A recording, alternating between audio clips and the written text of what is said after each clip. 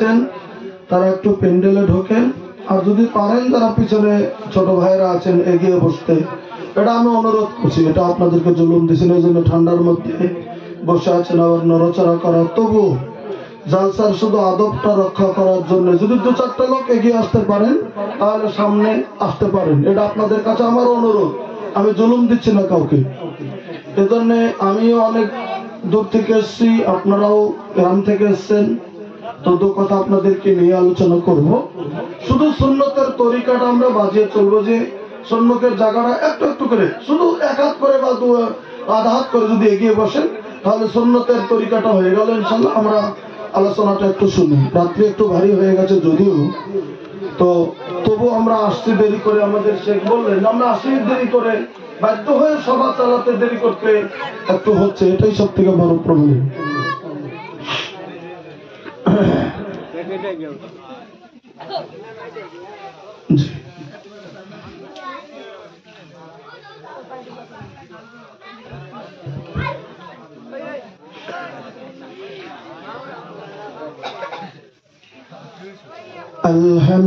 আলহামদুলিল্লাহ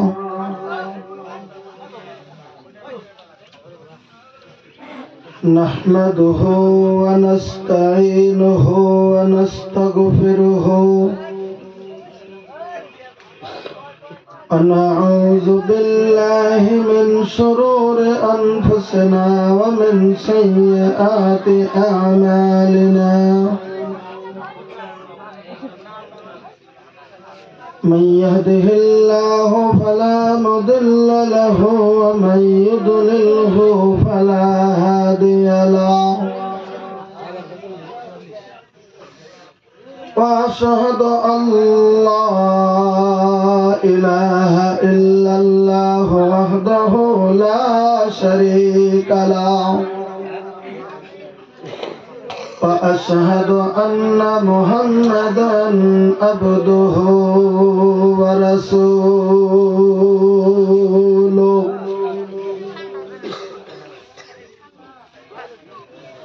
أما بعد فإن خير الحديث كتاب الله وخير الهدي هدي محمد صلى الله عليه وسلم وشر الأمور محدثاتها وكل محدثة بدعة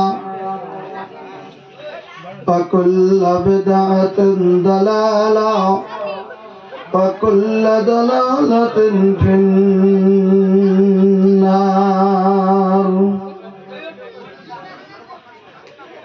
فقد قال الله تعالى في كلامه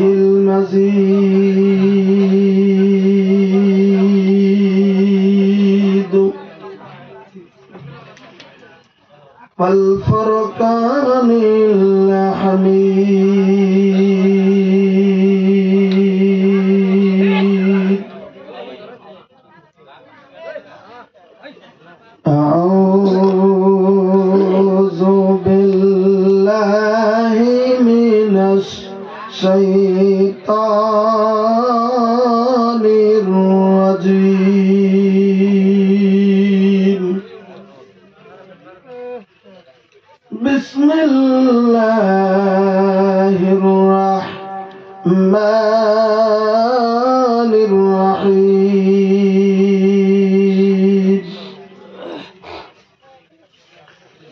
إن الله وملائكته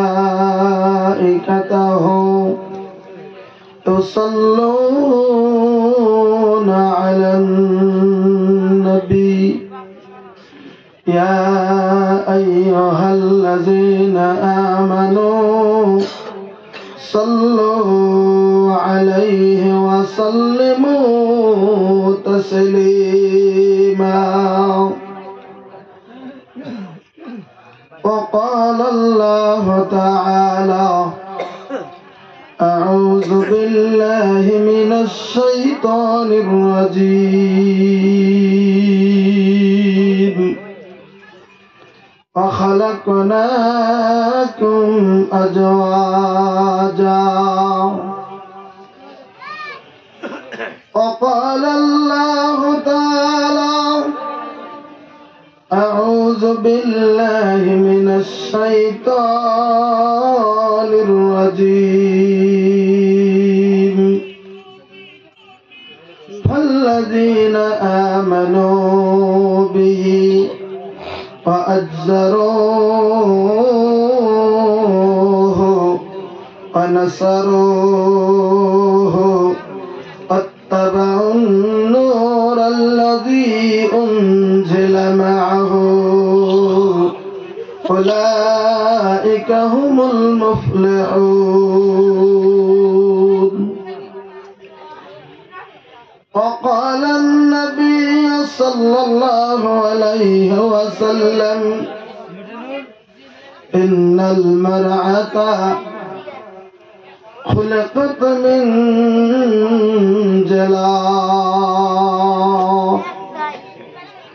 أو كما قال عليه الصلاة والسلام.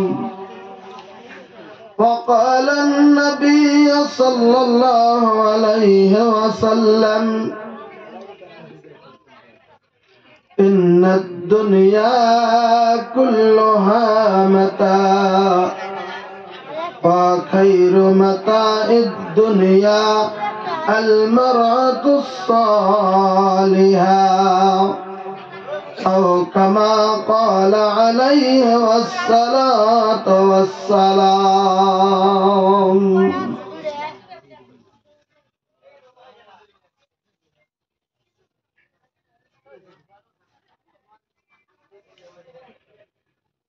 ধনরত ছিলেন নবী গারে হিরাতে ফরকানে হামিদ নাজিল হলো জিবরিল দ্বারাতে।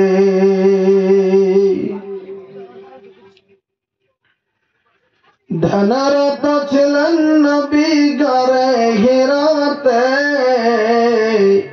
ফরকানে হামিদ নাজিল হলো জিবরিল দ্বারাতে। ডেকে বলেন রহুল আমিন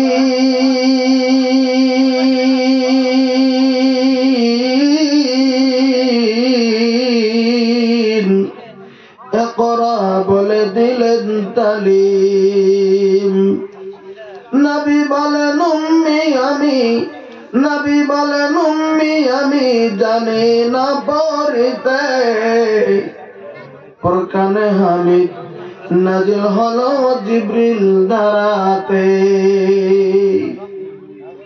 ধ্যানরত ছিলেন নবী গারে হিরাতে ফরকানে হামিদ নাজিল হলো জিবরিল দ্বারাতে। জিবরাইলের হাত দুখানা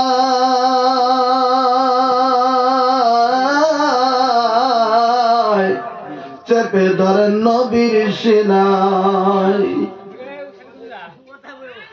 জিবরাইলের হাত দুখানা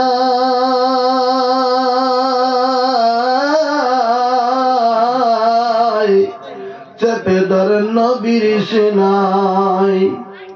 ভয়েতে নদীর উর্দুটাদের ভয়ে নবীর উর্দুটাদের লাগিলেন কাঁপিতে। ফরকানে হামিদ নাজিল হলো জিবরিল দ্বারাতে। ধ্যানরত ছিলেন নবী গারে হিরাতে ফরকানে হামিদ নাজিল হলো জিবরিল দ্বারাতে। উপস্থিত আজকে এই পবিত্র দিনী আয়োজিত অনুষ্ঠানের মাননীয় সভাপতি সাহেব, বিশিষ্ট উলামায়ে কেরাম, বিশেষ করে মেঘালয় থেকে আসা সম্মানিত বিশিষ্ট অতিথি সাহেব, সম্মানিত উলামায়ে কেরাম,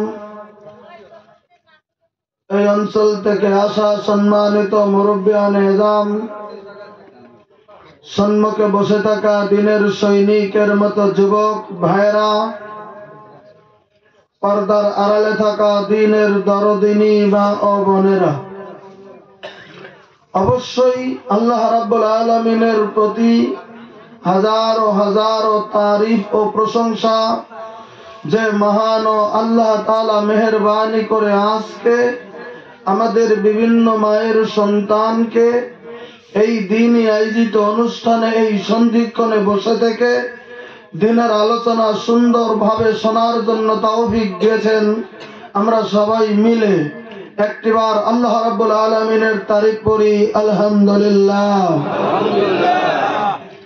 আল্লাহ রাব্বুল আলামিনের তারিফের পরে আমাদের যিনি বিশ্বের নবী, সৈয়দুল মুরসালিন, রাহমাতুল লিল আলামিন, খাতামান নবিয়্যিন, সৈয়দনা হযরত মুহাম্মদুর রাসূলুল্লাহ সাল্লাল্লাহু আলাইহি সাল্লামের প্রতি শত সহস্র দরুদ ও সালাম দিল থেকে মহব্বত করে আজকের জামিনে নবীর প্রতি একবার দরুদ পড়ি, সাল্লাল্লাহু আলাইহি ওয়াসাল্লাম।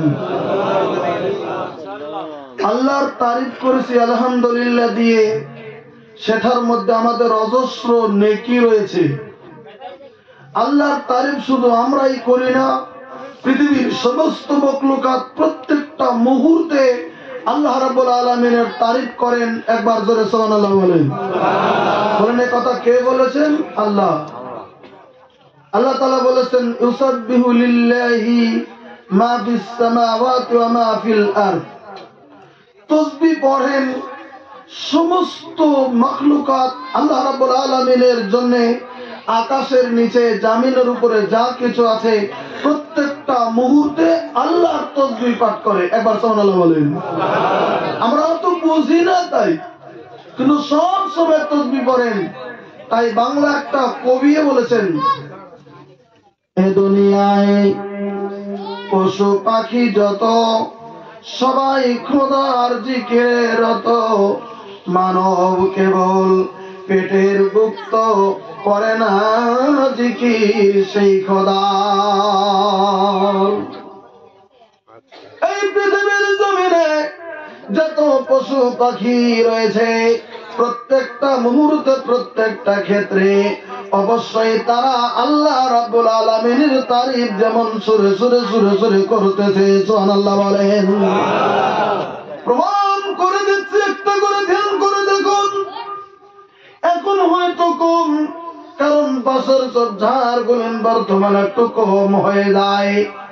আজ থেকে 10-20 বছর আগে মানুষের বসতি যখন একটু পাতল ছিল, ওই সন্ধিক্ষণে সন্ধ্যাবেলা দেখা যাবে ওই যে গোবরা হালিক গুলিন ভাত শালিক, যে গুলিন শালিক গুলিন জমিনের ভিতরে রয়েছে, সূর্য ডুববে ডুববে ডুববে ডুববে অবস্থার সময়ে ওই গাছের ভিতরে বসে দেখবেন সূর্য ডুববে ওই মুহূর্তে একদম ওই চড়ুই থেকে শুরু করে পাখি গুলিন চেঁচামেচি শুরু করে দেয়। বলেন কথা ঠিক না? ক্যাসবাস ক্যাসবাস ক্যাসবাস করছে, তারা সংকেত দিচ্ছে মাবুদ গো সূর্যটা ডুবে যাচ্ছে পৃথিবীর জমিনে। সকালবেলা বাসা থেকে বের হয়েছি তোমার নাম নিয়ে গো, এখন রাত্রি আগমন করছে। তাই মাবুদ গো তোমার তারিফ আমরা সমস্ত পশু পাখি জমিনের ভিতরে করতে শুরু করে দিয়েছি। সুবহানাল্লাহ বলেন। তাও যদি বুঝতে অসুবিধা হয়, একটা জায়গায় বুঝতেই পারবেন, নিজেরা খুব ভালো করে বুঝতে পারবেন আল্লাহর তারিফ কেমন করে করে। বাইগা বাইগা একটু নজর করে দেখিয়েন, আমার আপনাদের বাড়িতে কিন্তু অনেক সময় বড় বড় বড় বড় বড় বড় মুরগা আছে, যেটাকে আমরা মোরগ বলি। আছে না নাই? আছে। আল্লাহ রাব্বুল আলামিনের নিদর্শন কিছু জানানোর জন্য কিছুগুলি জিনিসের বাক আল্লাহ টাইমলি জামিনের ভিতরে ফুটিয়ে দিয়ে যায়। আল্লাহ রাব্বুল আলামিনের নবী বলেন বলি কি গো, আপনারা হাদিসটা সুন্দর করে কতবার শুনেছেন। আল্লাহ রাব্বুল আলামিনের নবী বলেন, এই যে বাবা, এই যে দাও, শুনবা না গন্ডগোল করবা? কোনটা শুনবা না গন্ডগোল করবা? কোনটা নিয়ে আইসাও? যদি শোনো তাহলে বসো, আর গন্ডগোল করো না, তোমরা ভালো, তোমরা সুন্দর আছে, এত রাত্রি যাবত তোমরা জেগে আছো, আল্লাহ তোমাদেরকে নেকি দেবে, যেহেন আল্লাহ ভালো বানাবে। শুনো, করোনা শুনতে হয়, না শুনলেও চুপ থেকে দেখতে হয়, বাস, অসুবিধা করো না। আল্লাহ রাব্বুল আলামিনের নবী বলেন হাদিস সহিহ বুখারী শরীফের ভিতরে, আল্লাহ রাব্বুল আলামিনের নবী বলেন প্রত্যেকটা রাত্রি যখন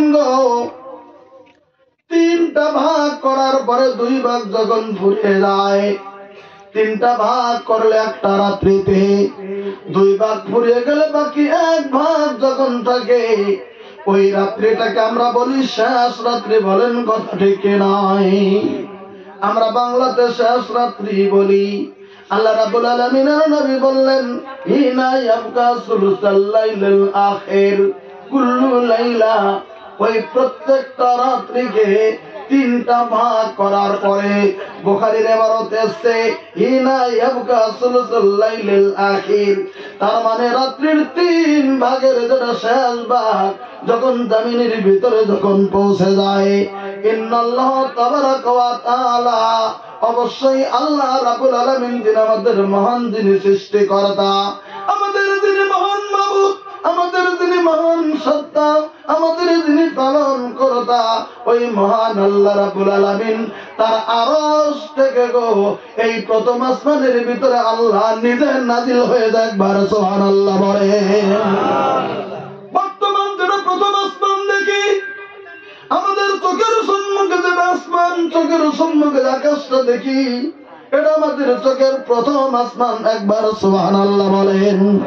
এমন করে এর উপর আরেকটা আসমান আছে, তার উপর আরেকটা আসমান আছে, তার উপর আরেকটা আসমান আছে, এমন করে আল্লাহ রাব্বুল আলামিন কোরআনে কারীমের ভিতরে বলেছেন আমি আল্লাহ সাবা সামাওয়াত, এমন করে 60টা আসমান আমি আল্লাহ রাব্বুল আলামিন সৃষ্টি করেছি। কয়টা আসমান বললাম? জোরে বলেন কয়টা? আপনারা শুনেছিলেন মিরাজের বয়ানে, অনেক বক্তাদের মুখে শুনেছেন। আল্লাহ রাব্বুল আলামিনের নবীর কথা আল্লাহ তাআলা বলেছেন বলে কি, সুবহানাল্লাযী আসরা বিআবদিহি লাইলাম মিনাল মাসজিদিল হারাম ইলাল মাসজিদিল আকসা। আল্লাহ বলে দিয়েছেন আমি এমন মহান আল্লাহ গো, আমি এমন মহান আল্লাহ, অমনি পবিত্র যে আমি আল্লাহ রাব্বুল আলামিন একটা মুহূর্তের ভিতরে আমার হাবিব বিশ্বের নবীকে মসজিদে হারাম থেকে মসজিদে আকসার মধ্যে নিয়ে গিয়েছিলাম। জোরে একবার সুবহানাল্লাহ বলে। মসজিদে হারাম তার মানে মক্কার মসজিদে হারাম। কথাই বলো, সেখানে আসছো কেন? তোমরা মোবাইল টিপে কথা বলবে, বাইরে বলবে, এদিক দেখো। আমি তো অনুরোধ করছি তোমাদেরকে, কথা বললে জালসা নষ্ট হয়ে যায়। একটা মসলা মনে রাখো তোমরা, আজকের শুধু শুধু নয়, সারা জীবন এমনি যদি কেউ ফাল্টা কোনো কথা বলে তখন তোমরা কথা বলবে, সেটা তোমাদের জন্য জায়েজ। কিন্তু যখন কোরআনের আয়াত পড়া হবে তখন যদি তোমরা কথা বলো তাহলে নেহায়েত অন্যায়। এর কথা কে বলেছেন? আল্লাহ বলেছেন ওয়াইদা কুরিয়াল কোরআন ফাসতামিউ লাহু ওয়া আনসিতু, বলেছেন কোরআনে আল্লাহ। যখন কোরআনে কারীম তেলাওয়াত করা হবে তোমরা সুন্দর করে মনোযোগ দিয়ে তোমরা শোনো, আর তোমরা তখন চুপ থাকো। সুবহানাল্লাহ জোরে বলেন। তোমরা যদি মনোযোগ দিয়ে শোনার যদি চুপ থাকো তাহলে আল্লাহ তোমাদের প্রতি রহমত বর্ষিত করতে থাকবে। আবার সুবহানাল্লাহ বলেন। এটাই হচ্ছে কোরআনের নির্দেশ, এটা হাদিস নয়, এটা কোরআন। আল্লাহ রাব্বুল আলামিন বলে দিলেন পৃথিবীর মানুষেরা শুনে নাও, আমার নবীকে মসজিদে হারাম থেকে মসজিদে আকসার ভিতরে সেকেন্ডের সময়ের ভিতরে আমি আল্লাহ রাব্বুল আলামিন আমার নবীকে নিয়ে গিয়েছিলাম। এটা দূরত্বের কথা বুঝিয়ে দিই আপনাদের কাছে। মসজিদে হারাম হলো মক্কাতে, আর মসজিদে আকসা হলো বর্তমান তোমরা ইন্টারনেটে বা মুরব্বীরা তারা বড় ভাইরা তারা বর্তমান ইন্টারনেটে দেখতেছেন ইসরায়েলের মাটিতে ইহুদিরা দখল করে রেখেছে মসজিদে আকসা, যেটা নিয়ে ফিলিস্তিন আর ইসরায়েলের মধ্যে যে মসজিদ আকসা নিয়ে হাজার হাজার মুসলমান, ফিলিস্তিনের মুসলমান আজকে জমিনের ভিতরে শহীদ হয়ে যাচ্ছে। বলেন কথা ঠিক কিনা? খেয়াল কি করেছেন? ইন্টারনেটে কি দেখেন না ওই ছোট ছোট বাচ্চাগুলির মায়ের কোল থেকে পম্পটা বোমের ভিতরে রক্ত পুরে তার কারো জমিনের ভিতরে হইতে চলছে। কত মায়ের চোখের পানি জমিনের ভিতরে চলছে, কত বাবার চোখের পানি চলছে। আমার উপরের বোমের আঘাতে বাপ মা ভাই সহ পরিবার সহ পৃথিবীর জমি থেকে তারা উদা হয়ে যাচ্ছে। একটু খেয়াল করেন কি পৃথিবীর খবর গো, ওই জায়গার ভিতরে মসজিদ আকসা, যে মসজিদ আকসা হযরত সুলাইমান আলাইহিস সালাম জিন্দের দ্বারাতে মসজিদ আকসা পৃথিবীর জমিনের ভিতরে পুনর্নির্মাণ করেছিলেন। সুবহানাল্লাহ বলে। সেই মসজিদ আকসা কোথায়? মসজিদ হারাম। ওখান থেকে কত দিনের রাস্তা, 6 মাসের রাস্তা যদি পায়ে হেঁটে যায়, 6 মাস পরে যেতে হবে মসজিদ হারাম থেকে মসজিদ আকসা। আল্লাহ রাব্বুল আলামিনের নবীকে একটা সেকেন্ডের ভিতরে মসজিদ হারাম থেকে আল্লাহর নবীকে মসজিদ আকসাতে আল্লাহ তাআলা মেরাজের রাত্রিতে নিয়ে এসেছিলেন। মসজিদ আকসায় নিয়ে এসেছিলেন। আচ্ছা, মসজিদ আকসায় নিয়ে এসেছিলেন কেন? আমাদের নবীকে আল্লাহ বলে দিয়েছেন, হে আমার নবী, তুমি সাইয়্যিদুল মুরসালিন, তুমি হচ্ছে সমস্ত নবীদের সরদার নবী। এই কথাটা প্রমাণ করার জন্য আল্লাহ রাব্বুল আলামিন মসজিদ আকসাতে আল্লাহর নবীকে হাজির করে দিয়েছিলেন। বলেন কেন? মসজিদ আকসার ভিতরে সেদিন রাত্রিতে আল্লাহ রাব্বুল আলামিন হযরত আদম থেকে শুরু করে নিয়ে ঈসা রুহুল্লাহ পর্যন্ত 1,23,999 জন নবী রাসূলের রূহকে, তাদেরকে সেদিন মসজিদে আকসার ভিতরে দেহ সহ তাদেরকে আল্লাহ হাজির করে দিয়েছিলেন। নারে তাকবীর! তাদের রূহ জগৎ থেকে হাজির করে দিলেন আল্লাহ। সমস্ত নবী রাসূলগণ সেদিন মসজিদ আকসায় জামায়াত হয়ে গেছে। আজকে আখেরি নবী মেরাজে যাবে, তাই নবী রাসূলগুলিকে মসজিদ আকসায় হাজির করে দিয়ে লাইন লাইন লাইন লাইন কাতার কাতার করে 1,23,999 নবী রাসূলগণ 999 জন নবী রাসূল তারা কাতার বেঁধে আছে নামাজের অপেক্ষা করার জন্য। 2 রাকাত নফল নামাজ পড়বে। আখেরি নবী মক্কাতুল মুকাররমা থেকে আজকে মসজিদ আকসায় আগমন হয়ে যাবে। সমস্ত নবী রাসূলরা স্বাগতম জানাবে। তাই 1,23,999 জন নবী রাসূল কতটা খেয়াল করবেন, সব লাইন লাইন ধরে আছে।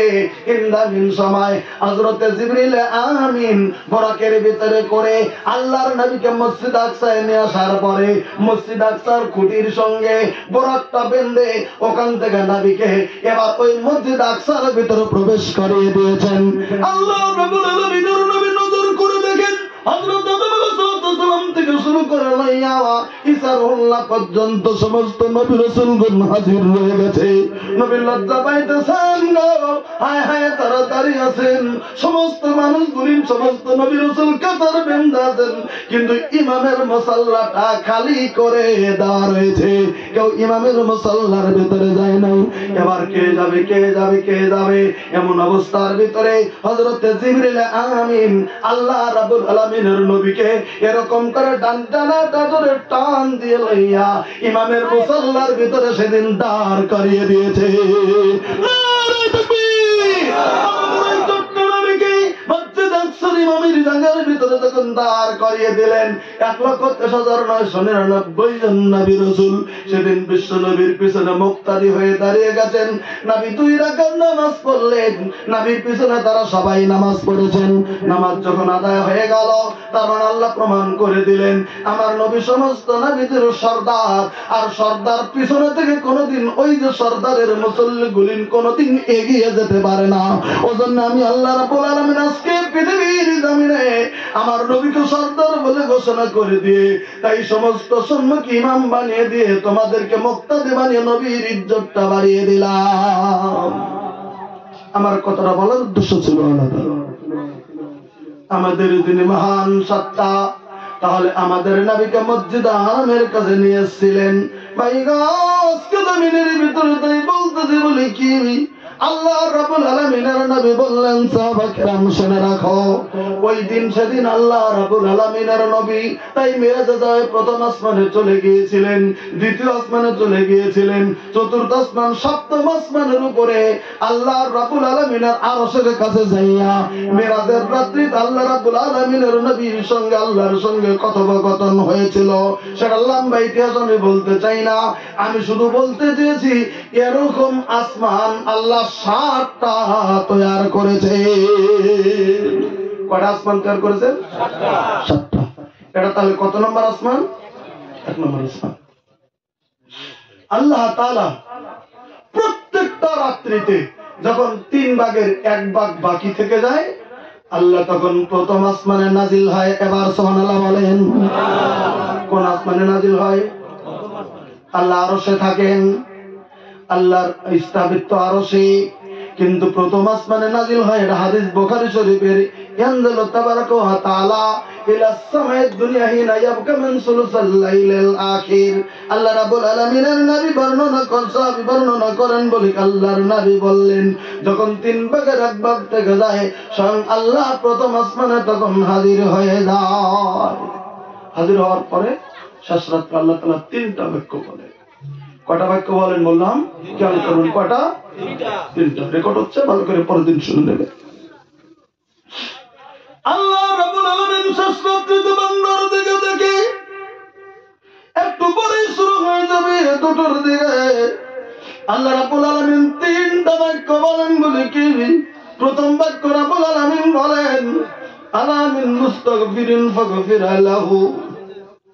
পৃথিবী আমার কোন বান্দারা আছো পৃথিবীর জমিনে গো, গোটা পৃথিবীর জমিনে আমার কোন বান্দারা আছো তোমরা গুনাহ করতে করতে করতে করতে গুনার সাগরের ভিতরে তোমরা পৃথিবীর জমিনে আবুডাবু করছো, চলতে ফিরতে গুনাহ করেছো, রাস্তায় গুনাহ করেছো, চলতে গুনাহ করেছো, চোখের দ্বারা গুনাহ করেছো, মুখের দ্বারা গুনাহ করেছো, কানের দ্বারা গুনাহ করেছো, পায়ের দ্বারা গুনাহ করেছো, হাতের দ্বারা গুনাহ করেছো। গুনাহ করে করে করে করে তুমি গুনার সাগরের ভিতরে তুমি আবুডাবু খাচ্ছো। এমন কোন বান্দা আছো গো, আমি এই সন্ধিক্ষণে আমি আল্লাহ রাব্বুল আলামিন প্রথম আসমানে হাজির হয়ে গেছি। আমার কাছে যদি তুমি ঘুম থেকে উঠে তুমি যদি সুন্দর করে একটু মেসাজ করার পরে তুমি যদি একটু ওযু করে নিয়ে জমিনের ভিতরে 2 রাকাত নফল নামাজ তুমি পৃথিবীর জমিনের ভিতরে আদায় করে, আমি তোমাদের মহান মাবুদ গো, আমার কাছে যদি একটু হাতটা তুলে দিয়ে তুমি জীবনের গুনাহ যদি তুমি মাফ চাও, আমি আল্লাহ রাব্বুল আলামিন তোমাদেরকে ডাক দিতেছি, আলা মিন মুস্তাগফিরিন ফাগফির লাহ। আমি আল্লাহ রাব্বুল আলামিন এই শেষ রাত্রিতে তোমার तमाम জীবনের গুনাহ মাফ করে দেব। একবার জোরে সুবহানাল্লাহ বলেন। বুখারী শরীফের হাদিস, ভাই বুখারী মুসলিম প্রত্যেকটা হাদিসে আছে, তোমার জীবনের গুনাহ মাফ করে দেব। 2 নম্বরে বললেন, আলা মিন মুস্তারজিকিন ফারজুকা। পৃথিবীর কেউ আসাগো, পৃথিবীর জমিনের ভিতরে তোমার 1 দিন 2 দিন 3 দিন পরে তোমার বাড়িতে খাবারের কোনো ব্যবস্থা নাই। এমন কেউ আসাগো 1 সপ্তাহ পরে তোমার খাবারের কোনো ব্যবস্থা নাই, তোমার হালাল রুজি নাই পৃথিবীর জমিনে। তুমি শেষ রাত্রিতে বিছানা থেকে একটু উঠে তুমি দাঁড়িয়ে যাও, সুন্দর করে মেসাজটা তুমি শেষ রাত্রিতে তুমি করো, আমার জন্য তুমি একটু ঠান্ডা পানি হলেও তুমি ওটা করে নাও, তুমি 2 রাকাত নামাজ তুমি একা একা দাঁড়িয়ে যাও। তোমার বিবিকে যদি জাগাও তো জাগাও, না জাগালে তুমি কষ্ট দিও না। তোমার মতো তুমি 2 রাকাত নামাজ পড়ে আমি আল্লাহ আমার দরবারে তুমি 2টো হাত তুমি আমার কাছে ভিক্ষার নজরে তুমি পেতে দাও। তুমি যখন তোমার জীবনটা আমার কাছে সারেন্ডার করে দেবে, তুমি আমার কাছে যখন ভিক্ষাটা দেবে, আমি আল্লাহ পৃথিবীর প্রত্যেকটা মখলুকাতের রিজিক প্রত্যেকটা সময় দিচ্ছি দিচ্ছি দিচ্ছি। তুমি আমার বান্দা, আমার কাছে যদি তুমি রিজিক চাও, আমি আল্লাহ রাব্বুল আলামিন তোমার কাছে বলে দিলাম ফারজুকাহু, আমি আল্লাহ রাব্বুল আলামিন তোমাকে আমি আল্লাহ হালাল রিজিক দান করে দেব। সহিহ বুখারীর বর্ণনা আল্লাহ রাব্বুল আলামিনের নবী বলেন, আল্লাহ রিজকের কথা বললেন। 3 নম্বর কথা ভাই গো, আলা মিন মুবতিলান ফাওয়া ফিহি, পৃথিবীর জমিনে তুমি যদি কোনো মুসিবতের ভিতরে তুমি যদি পড়ে যাও, কোনো মুসিবতে তুমি গ্রেফতার হয়ে গেছো, কোন বিপদে তুমি পড়ে গেছো পৃথিবীর জমিনে, তোমার বিপদ উদ্ধারের কেউ নাই গো। এমন তুমি বিপদের ভিতরে তুমি সন্নিবিষ্ট হয়ে গেছো, আমার কাছে তুমি বিপদ উদ্ধারের জন্য তুমি একটু হাতটা তুলে দাও, আমি আল্লাহ রাব্বুল আলামিন তোমাকে ওই মহাবিপদ থেকে আমি আল্লাহ তোমাকে উদ্ধার করে দেব। আমার ভাইরা, ওই জন্য বলতেছিলাম আজকে জমিনের ভিতরে বসেছি, আল্লাহ রাব্বুল আলামিনের তারিফটা জমিনের ভিতরে করলাম, যিনি আমাদের মহান সত্তা, আমাদের যিনি রিজিক দাতা, আমাদের যিনি পালন কর্তা, তেনার তারিফের পর আমরা নবীর প্রতি জমিনের ভিতরে সালামটা দিয়েছি। আসলে তো যিনি আমাদের আখেরি নবী, আমাদের যিনি আখেরি নবী, যিনি মহব্বতের নবী, আমাদের জন্য তিনি তার জিন্দেগিটা পৃথিবীর জমিনের ভিতরে তিনি কাটিয়ে দিয়েছেন। হঠাৎ করে আগে সিদ্ধান্ত করেছিলাম অবশ্য বসে রুমে যে 1টার সময় মোনাজাত করে দেবো ইনশাআল্লাহ। হঠাৎ যদি 1-2 মিনিট 5 মিনিট এদিক ওদিক হয়, আপনাদের কোনো কষ্ট নাই তো? একটু দয়া করে সবাই থাকবেন, বসে থাকবেন তো?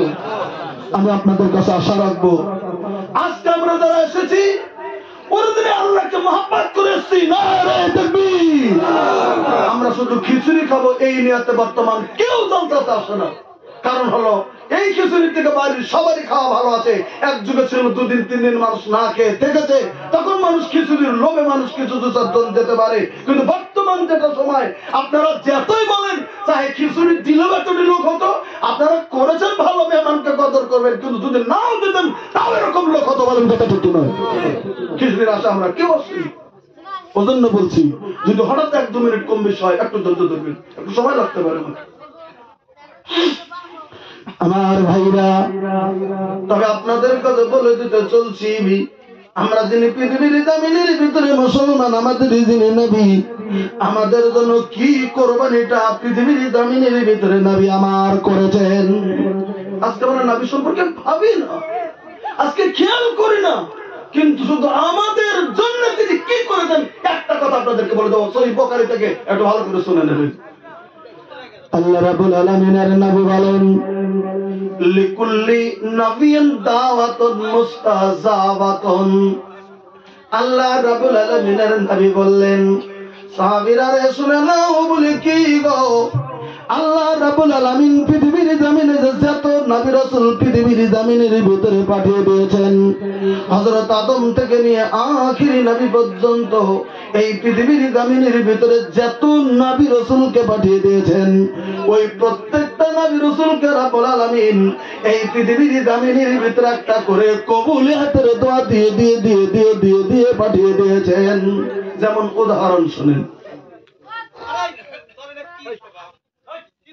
যেমন ধরেন একটা মিসাল, ধরেন একটা উদাহরণ, এদিকে দেখেন, একটা মিসাল দেখেন। কি, আমাদের আসাম সরকার 5 বছর পরে পরে, যেমন ধরেন ভারতের প্রত্যেকটা রাজ্যে একটা করে ইলেকশন হয় এমএলএদের জন্য, বিধায়কদের জন্য। ভোট যখন হয়ে গেল, যে কোনো পার্টির হোক এমএলএ, সরকারি পার্টির হোক, সরকার বিরোধী পক্ষের হোক, যখন এমএলএটা হয়ে যায় পাবলিকের ভোটে, তখন সরকার বাধ্য হচ্ছে তাকে মান্থলি বেতন দেওয়ার জন্য, সরকার থেকে একটা হয়তো গাড়ি দেওয়ার জন্য, সরকার থেকে একটা ওখানে বাসা দেওয়া, এমএলএ একটা রুম দেওয়ার জন্য, সরকার থেকে হয়তো তাকে কিছু ভাতা দেওয়ার জন্য, সরকার থেকে তাকে খাওয়া দাওয়া দেওয়ার জন্য, সরকার থেকে তাকে বডিগার্ড দেওয়ার জন্য, এটা সরকার প্রত্যেকটা এমএলএর জন্য বাধ্য করেছেন। বলেন কথা ঠিক কিনা? এটা ভাগে রেখে দিয়েছেন প্রত্যেকটা এমএলএকে, সেটা বিরোধী পক্ষ হোক আর সপক্ষের হোক। তারপরে নিজেদের যদি হয় কিছু বেশি দেবে, নিজেদের না হয়তো কিছু কম, তবে এটা প্রত্যেকটা এমএলএর জন্যই 2টো বডিগার্ড বা তার থাকার জায়গা, এগুলো ব্যবস্থা সরকার করছে, মান্থলি বেতন এটা করছে। এবার আসুন,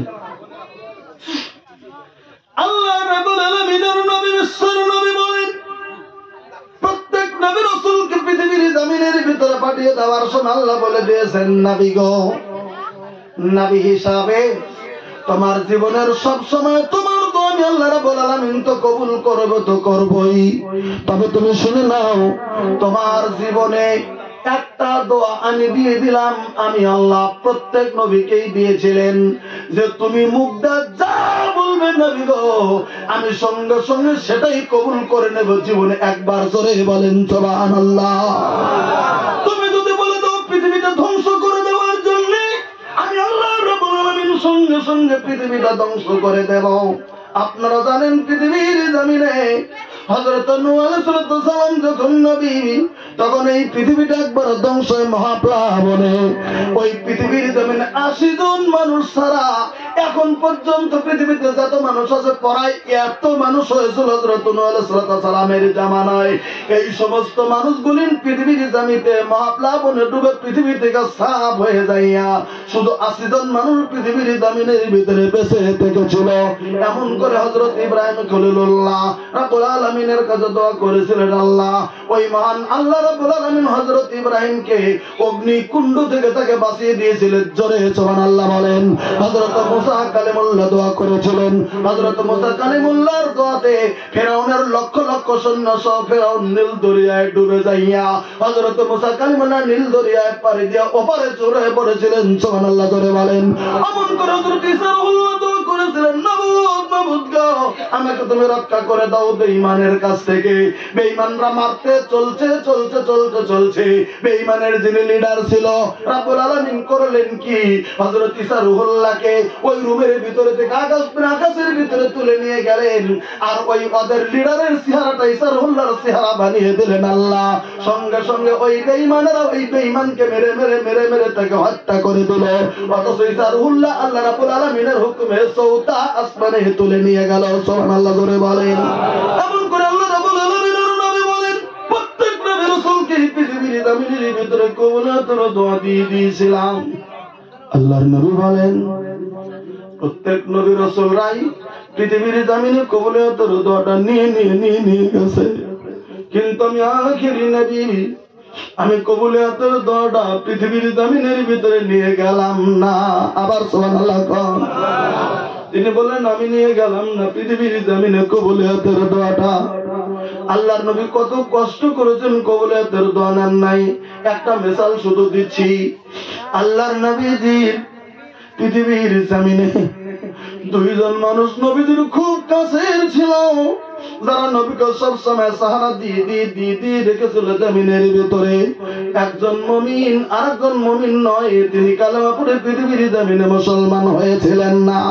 একজন হল আল্লাহ রাব্বুল আলামিনের নবীর বিবি হযরত খাদিজাতুল কুবরা রাদিয়াল্লাহু আনহা। তিনি শুধু বৃদ্ধা ছিলেন পৃথিবীর জমিনে। আল্লাহর নবীর যখন 40 বছর বয়সে নবী হয়ে গেলেন, হযরত খাদিজার তখন 55 বছর বয়সের নবী। নবীর বয়স যখন 45 বছর, খাদিজার বয়স তখন 60 বছর বয়স। 60 বছর বয়সের একটা মেয়ে কেমন থাকে জমিনের ভিতরে? 45 বছর বয়সের নবীকে বেঈমানেরা যখন লাঠি দিয়ে ফালা দিয়ে যখন আঘাত করার জন্য চলে আসতো, হযরত খাদিজাতুল কুবরা রাদিয়াল্লাহু আনহা বৃদ্ধা 60 বছরের মহিলা আল্লাহ রাব্বুল আলামিনের নবীকে নিজের আসল যেমন করে ডেকে নিয়ে কোলের ভিতরে ঢেকে দিয়েছেন আর বলেছেন, কে আসিস রে? আমার স্বামীকে জমিনের ভিতরে মারতে চলে এসেছিস, আমি খাদিজা এখনো বেঁচে আছি, আমার কোলের ভিতরে দাঁড়িয়ে নিলাম। এবার যদি কেউ আঘাত করো আমার গায়ের মধ্যে আঘাত কর, আমার স্বামীর গায়ের ভিতরে আমি একটা আঘাত করতে দেব না। হযরত খাদিজা 60 বছর বয়সের বৃদ্ধা এমন করে নবীকে জমিনের ভিতরে দাঁড়িয়ে রেখে দিয়েছিলেন। যেদিন আল্লাহ রাব্বুল আলামিনের নবীর বয়স 50 বছর বয়স, খাদিজার সেদিন 65 বছর বয়স। আল্লাহ রাব্বুল আলামিনের নবীর কোলের ভিতরে মাথা দিয়ে গো এই পৃথিবীর জমিন থেকে হযরত খাদিজা পৃথিবীর জমিন থেকে সেদিন ইন্তেকাল হয়ে যায়।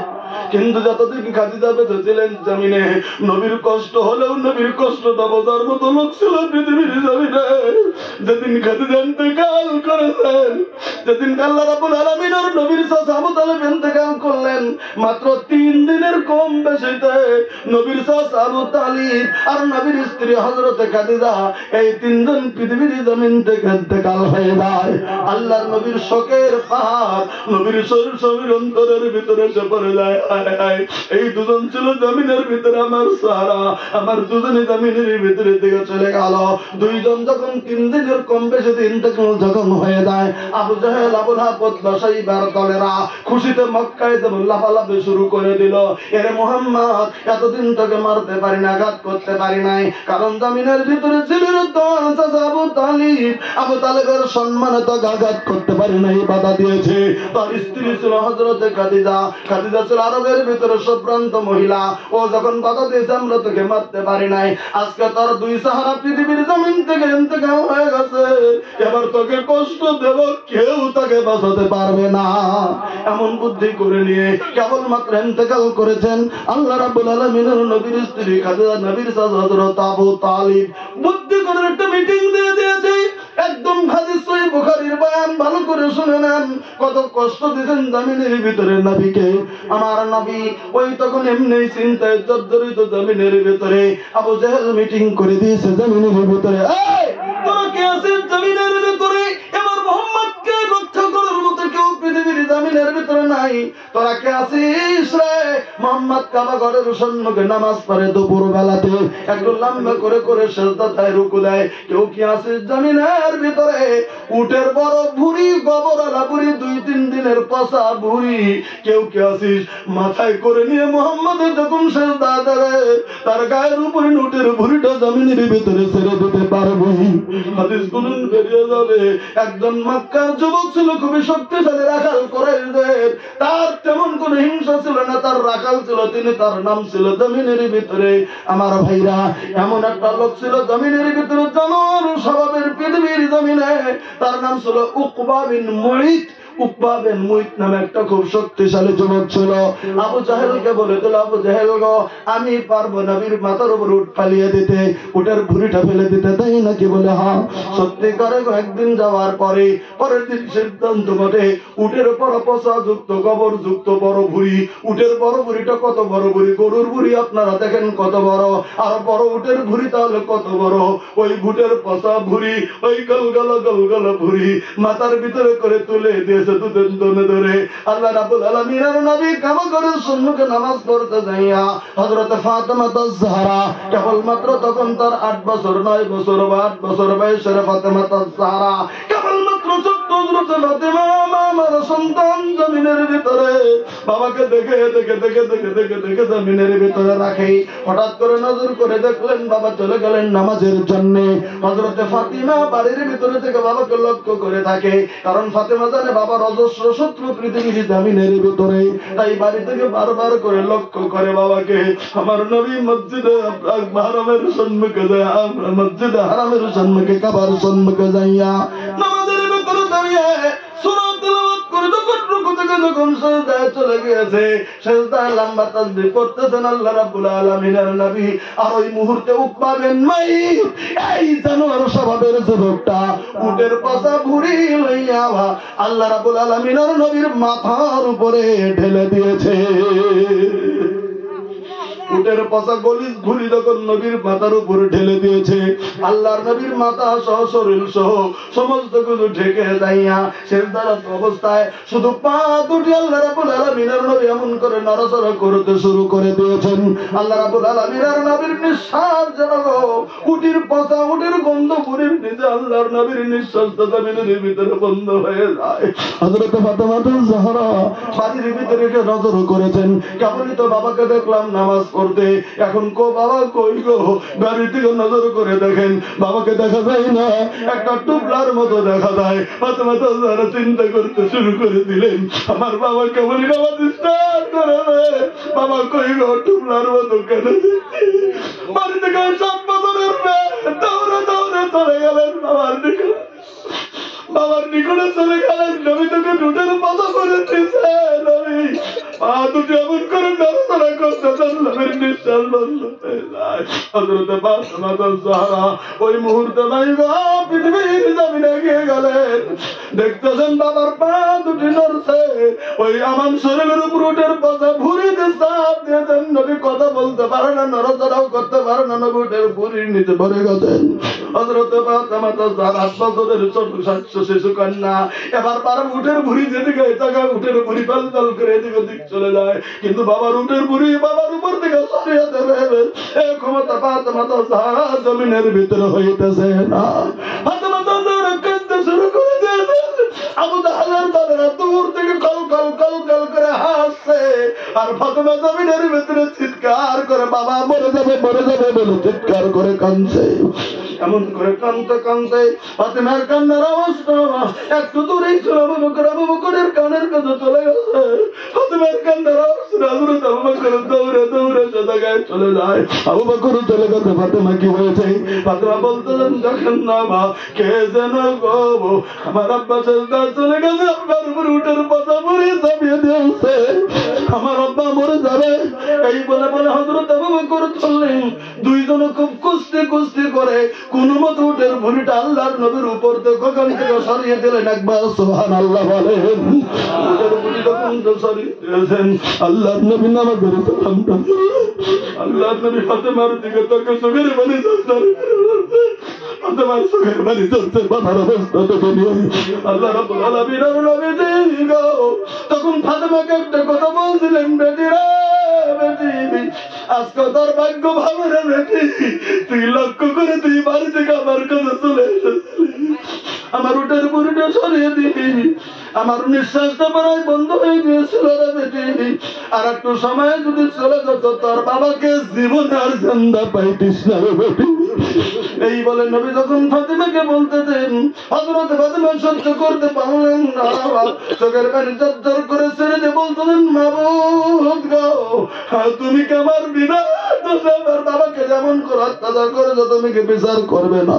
আল্লাহর নবী মুখটা ছাপিয়ে ধরার মতো করে বলতেছেন, বেটি রে না না না না না, তুমি আমার বেটি রে ফাতেমা, অমন কথা তুমি জমিনে বলো না, এরা আমার উম্মত বুঝে না, তাই আমাকে কেমন করে অত্যাচার করে কষ্ট দিয়েছে। তুমি ফাতেমা জাহরা, তুমি মহান মাহমুদের দরবারে তো করে বেটি, যেই সমস্ত লোকের আমার উপরে উঠে ভুঁড়ি চালিয়ে দিয়েছে, আল্লাহ যেন ওই লোকগুলিনকে যেন হেদায়েত যেন দান করে দেয়।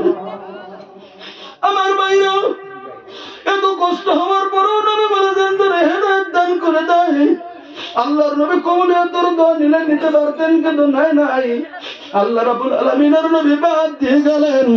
এবার আল্লাহর নবী একটা কথা বললেন, যেটা বুখারীর ইবারত আছে। নবী বললেন, ওয়াইন্নি ইত্তাবাতুদ দাওয়াত সাওলে সাবাত উম্মতি ইয়াউমাল কিয়ামা, আমি আখেরি নবী দেইগো, আমার ওই কবুলিয়তের দোয়াটা পৃথিবীতে বাকি রেখে গেলাম। আমার উদ্দেশ্য একটা, কঠিন কিয়ামতের দিন আমার কোটি কোটি উম্মত যখন জাহান্নামের দিকে চলে যেতে চলবে, আমি আল্লাহ রাব্বুল আলামিনের নবী সেদিন সেজদার ভিতরে পড়ে যাব। আবার জোরে সুবহানাল্লাহ বলে। আমি নবী সেদিন সেজদায় পড়ে যাব। আল্লাহ কিছু আমাকে দোয়া শিক্ষা দেবেন, ওই দোয়াগুলি আমি সেজদায় তেলাওয়াত করব। আল্লাহ আমার প্রতি খুশি হয়ে যাবে। আল্লাহ বলে দেবেন, নবী মাথা উঠাও, মাথা উঠাও।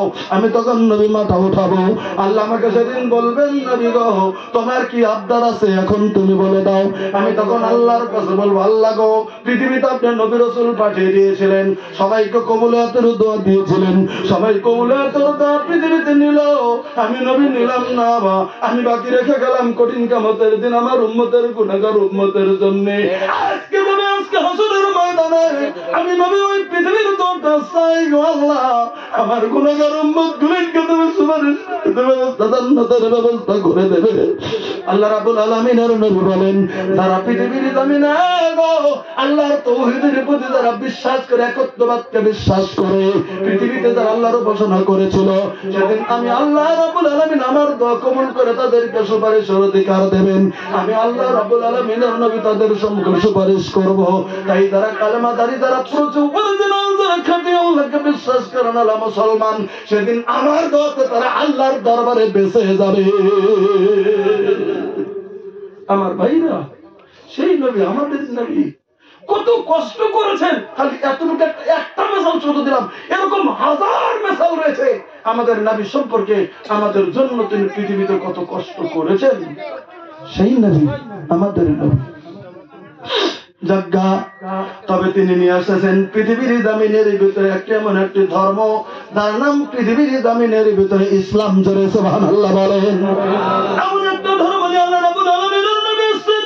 আল্লাহ তাআলা বলেন ইন্নাদ-দীন ইনদাল্লাহিল ইসলাম। রাব্বুল আলামিনের দরবারে মনোনীত ধর্ম হচ্ছে ইসলাম। ইসলামের কানুনগুলি এই পৃথিবীর জমিনের ভিতরে এমন একটা কানুন গো, যে কানুনটা পৃথিবীর জমিনের ভিতরে সব থেকে উৎকৃষ্ট কানুন। জোরে বলেন সুবহানাল্লাহ। সরকার যেগুলির কথা বলছেন একটু মিলিয়ে দেখেন না। আচ্ছা, সরকার বলেছেন একটা মানুষ আরেকটা মানুষকে মারা যায়, এরকম কোন সরকার কোন কানুন আছে যে তুমি এমনি একজনের মানুষকে কোপ দিয়ে মেরে দেবে? আছে কি? না, নিষেধ। একথা যেমন সরকার নিষিদ্ধ করে দেন, আজ থেকে 1400 বছর আগে আল্লাহ রাব্বুল ইসলামের জরিয়তে, পবিত্র কোরআনে কারীমের জরিয়তে বলে দিলেন, পৃথিবীর মানুষেরা আরে একজন আরেকজনকে মেরে দিও না। বিনা কারণে যদি একজন আরেকজনকে মেরে দাও, ওর শাস্তি হচ্ছে কাতলের বদলে তাকে কাতল করে দাও। দেখেন কোরআনে কারীমের বিচার কত সুন্দর রয়েছে, কাতলের বদলে কাতল করে দাও। পৃথিবীতে যদি করোনার আইন যদি চালু হয়ে যেত, কাতলের বদলে যদি 5টা মানুষ যদি কাতল হয়ে যেত, জীবনেও একটা মানুষ আরেকটা মানুষ কাতল করতো না। বলেন কথা ঠিক কি নাই?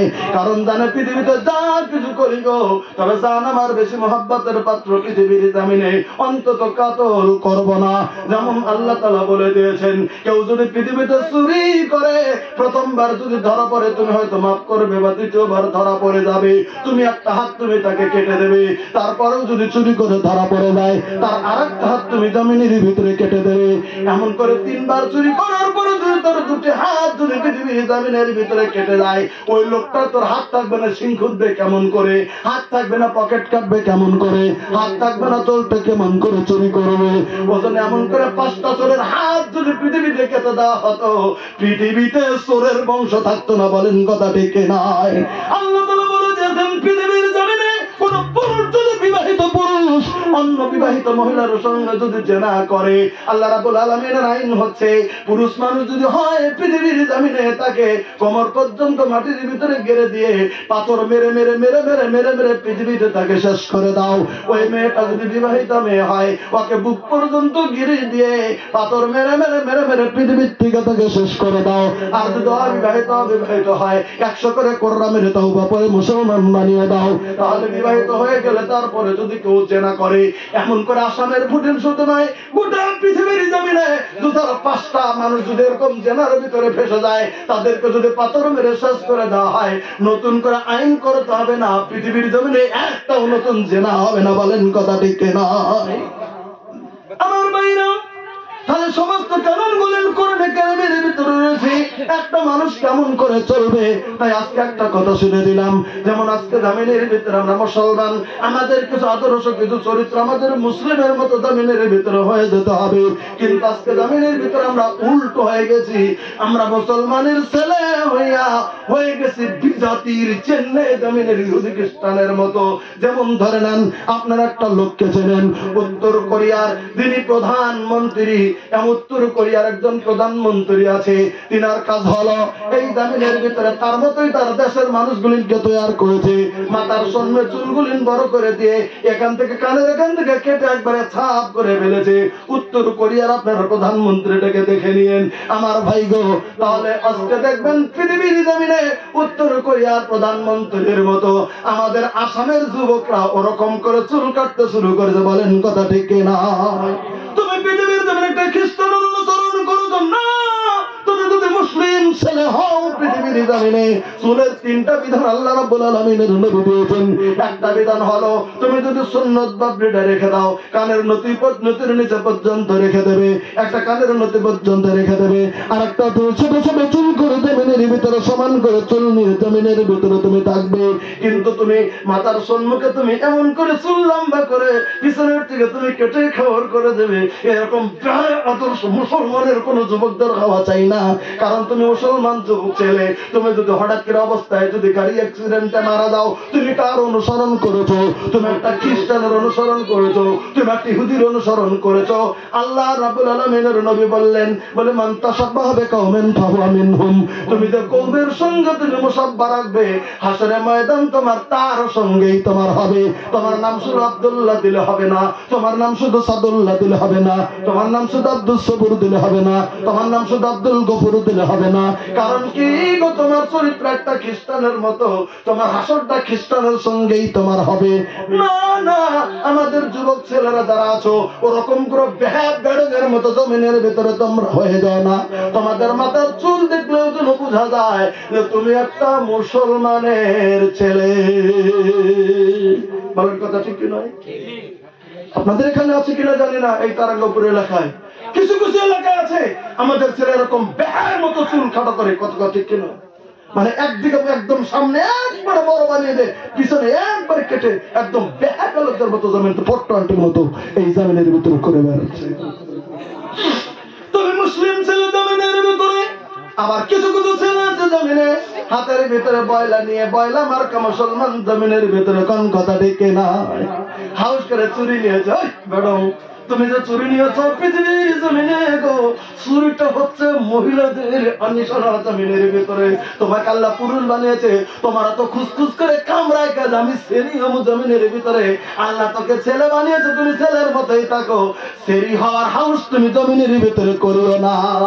আল্লাহ রাব্বুল আলামিনের নবী বলেন, কোন ছেলে যদি মেয়েদের রূপ ধারণ করতে চায়, আল্লাহ তার প্রতি গজব নাজিল করে, নাউজুবিল্লাহ বলেন। আল্লাহ তার প্রতি রহমত দেন না। কোন মেয়েরা যদি ছেলে হতে চায় পৃথিবীর জমিনে, কোন মেয়েরা আবার আছে সবার লেখা হতে চলছে, তাও দেখবেন টাইট লোকবেন, 7-3টা রাস্তা দিয়ে ফুল ফুল করে ঘুরে বেড়ায়। মনে হয় বেডং পুরুষ, পিছন দিকে দেখলে বোঝা যাবে মেয়ে, সম্মুখের দিকে দেখলেই বোঝা যাবে মনে হয় ছেলে। কারণ টাইট ফিটিং লোকবেন জমিনের ভিতরে হেড মাথা দিয়ে ঘুরছে। কোন কথা ঠিক নয়? এটা মুসলমানের চরিত্র, মুসলমানের মহিলার মতো চরিত্র এটা নয়। কারণ মুসলমানের মহিলার চরিত্র কেমন হবে সেটার বয়ান আল্লাহ রাব্বুল আলামিন পবিত্র কোরআনে কারিমে বলে দিয়েছেন। সুবহানাল্লাহ জোরে বলেন। আমাকে সর্বোচ্চ সব বলছিলেন একটু মেয়েদের সম্পর্কে আলোচনা করি। আমি আসছি, তবে আপনাদের সঙ্গে কথাটা বলে দেওয়ার জন্য একটু হালকা করে খালি বলার জন্য চেষ্টা করছি। আমার ভাইরা, কি হয়ে গেল পৃথিবীর জমিনে? একটা মেয়ে, আপনারা জানেন, একটা মেয়ে সেই উত্তরপ্রদেশের মাটিতে একটা মেয়ে পর্দা বোরকা খেলাপ করার জন্য ছাত্ররা যখন হরতাল মেরেছিল, মেয়েটা আল্লাহু আকবার বলে চিৎকার করেছিল। আপনারা শুনছেন না শোনেন নাই? আর জোরে বলেন, শুনছেন না শোনেন নাই? গত বছর রেজাল্টে ওই মেয়েটা সারা ভারতবর্ষে প্রথম স্থান অধিকার করেছে। একবার জোরে সুবহানাল্লাহ বলেন। আর পাওয়ার শুধু বোরকার নয়, আর ইমানের তাসাল্লির পাওয়ার, আর ইলমের পাওয়ার, আর কুদরতের পাওয়ার আল্লাহ তাকে দিয়েছে। তুই যদি গোটা পৃথিবীর জমিনে আমার নাম দেখে পৃথিবীতে তুই বোরকা, তুই পর্দা দিটা ফুটিয়ে তুলেছিস, আমি আল্লাহ তাকে বিশ্বের মাটিতে সম্মান দিয়ে দেবো। একবার জোরে সুবহানাল্লাহ বলেন। আমার ভাইরা, আমাদের মেয়েরা কি ভেবেছে আমি শুধু লং প্যান্ট শার্ট করে স্কুলে গেলাম, আমি বলে গেলাম বলেই আমি বিরাট সম্মানের পাত্র? না। তুমি যদি জমিনে একটা মুসলিম মহিলা পরিচয় দিয়েও যদি তুমি যাও, তোমার যদি চরিত্র, স্বভাব চরিত্র পৃথিবীতে ভালো থাকে, ইজ্জতের মালিক একমাত্র আল্লাহ। একবার জোরে সুবহানাল্লাহ বলে। আমি আপনাদেরকে বলে দিতে চলছি। এবার আসুন আমার ভাইরা, তাহলে আমরা এই পৃথিবীর জমিনের ভিতরে যে ধর্মটা গ্রহণ করব, আদর্শ গ্রহণ করব, আদর্শটা জমিনের ভিতরে আল্লাহ আল্লাহ রাসূলের তরিকা অনুযায়ী জমিনের ভিতরে আমাদেরকে চলে আসতে হবে।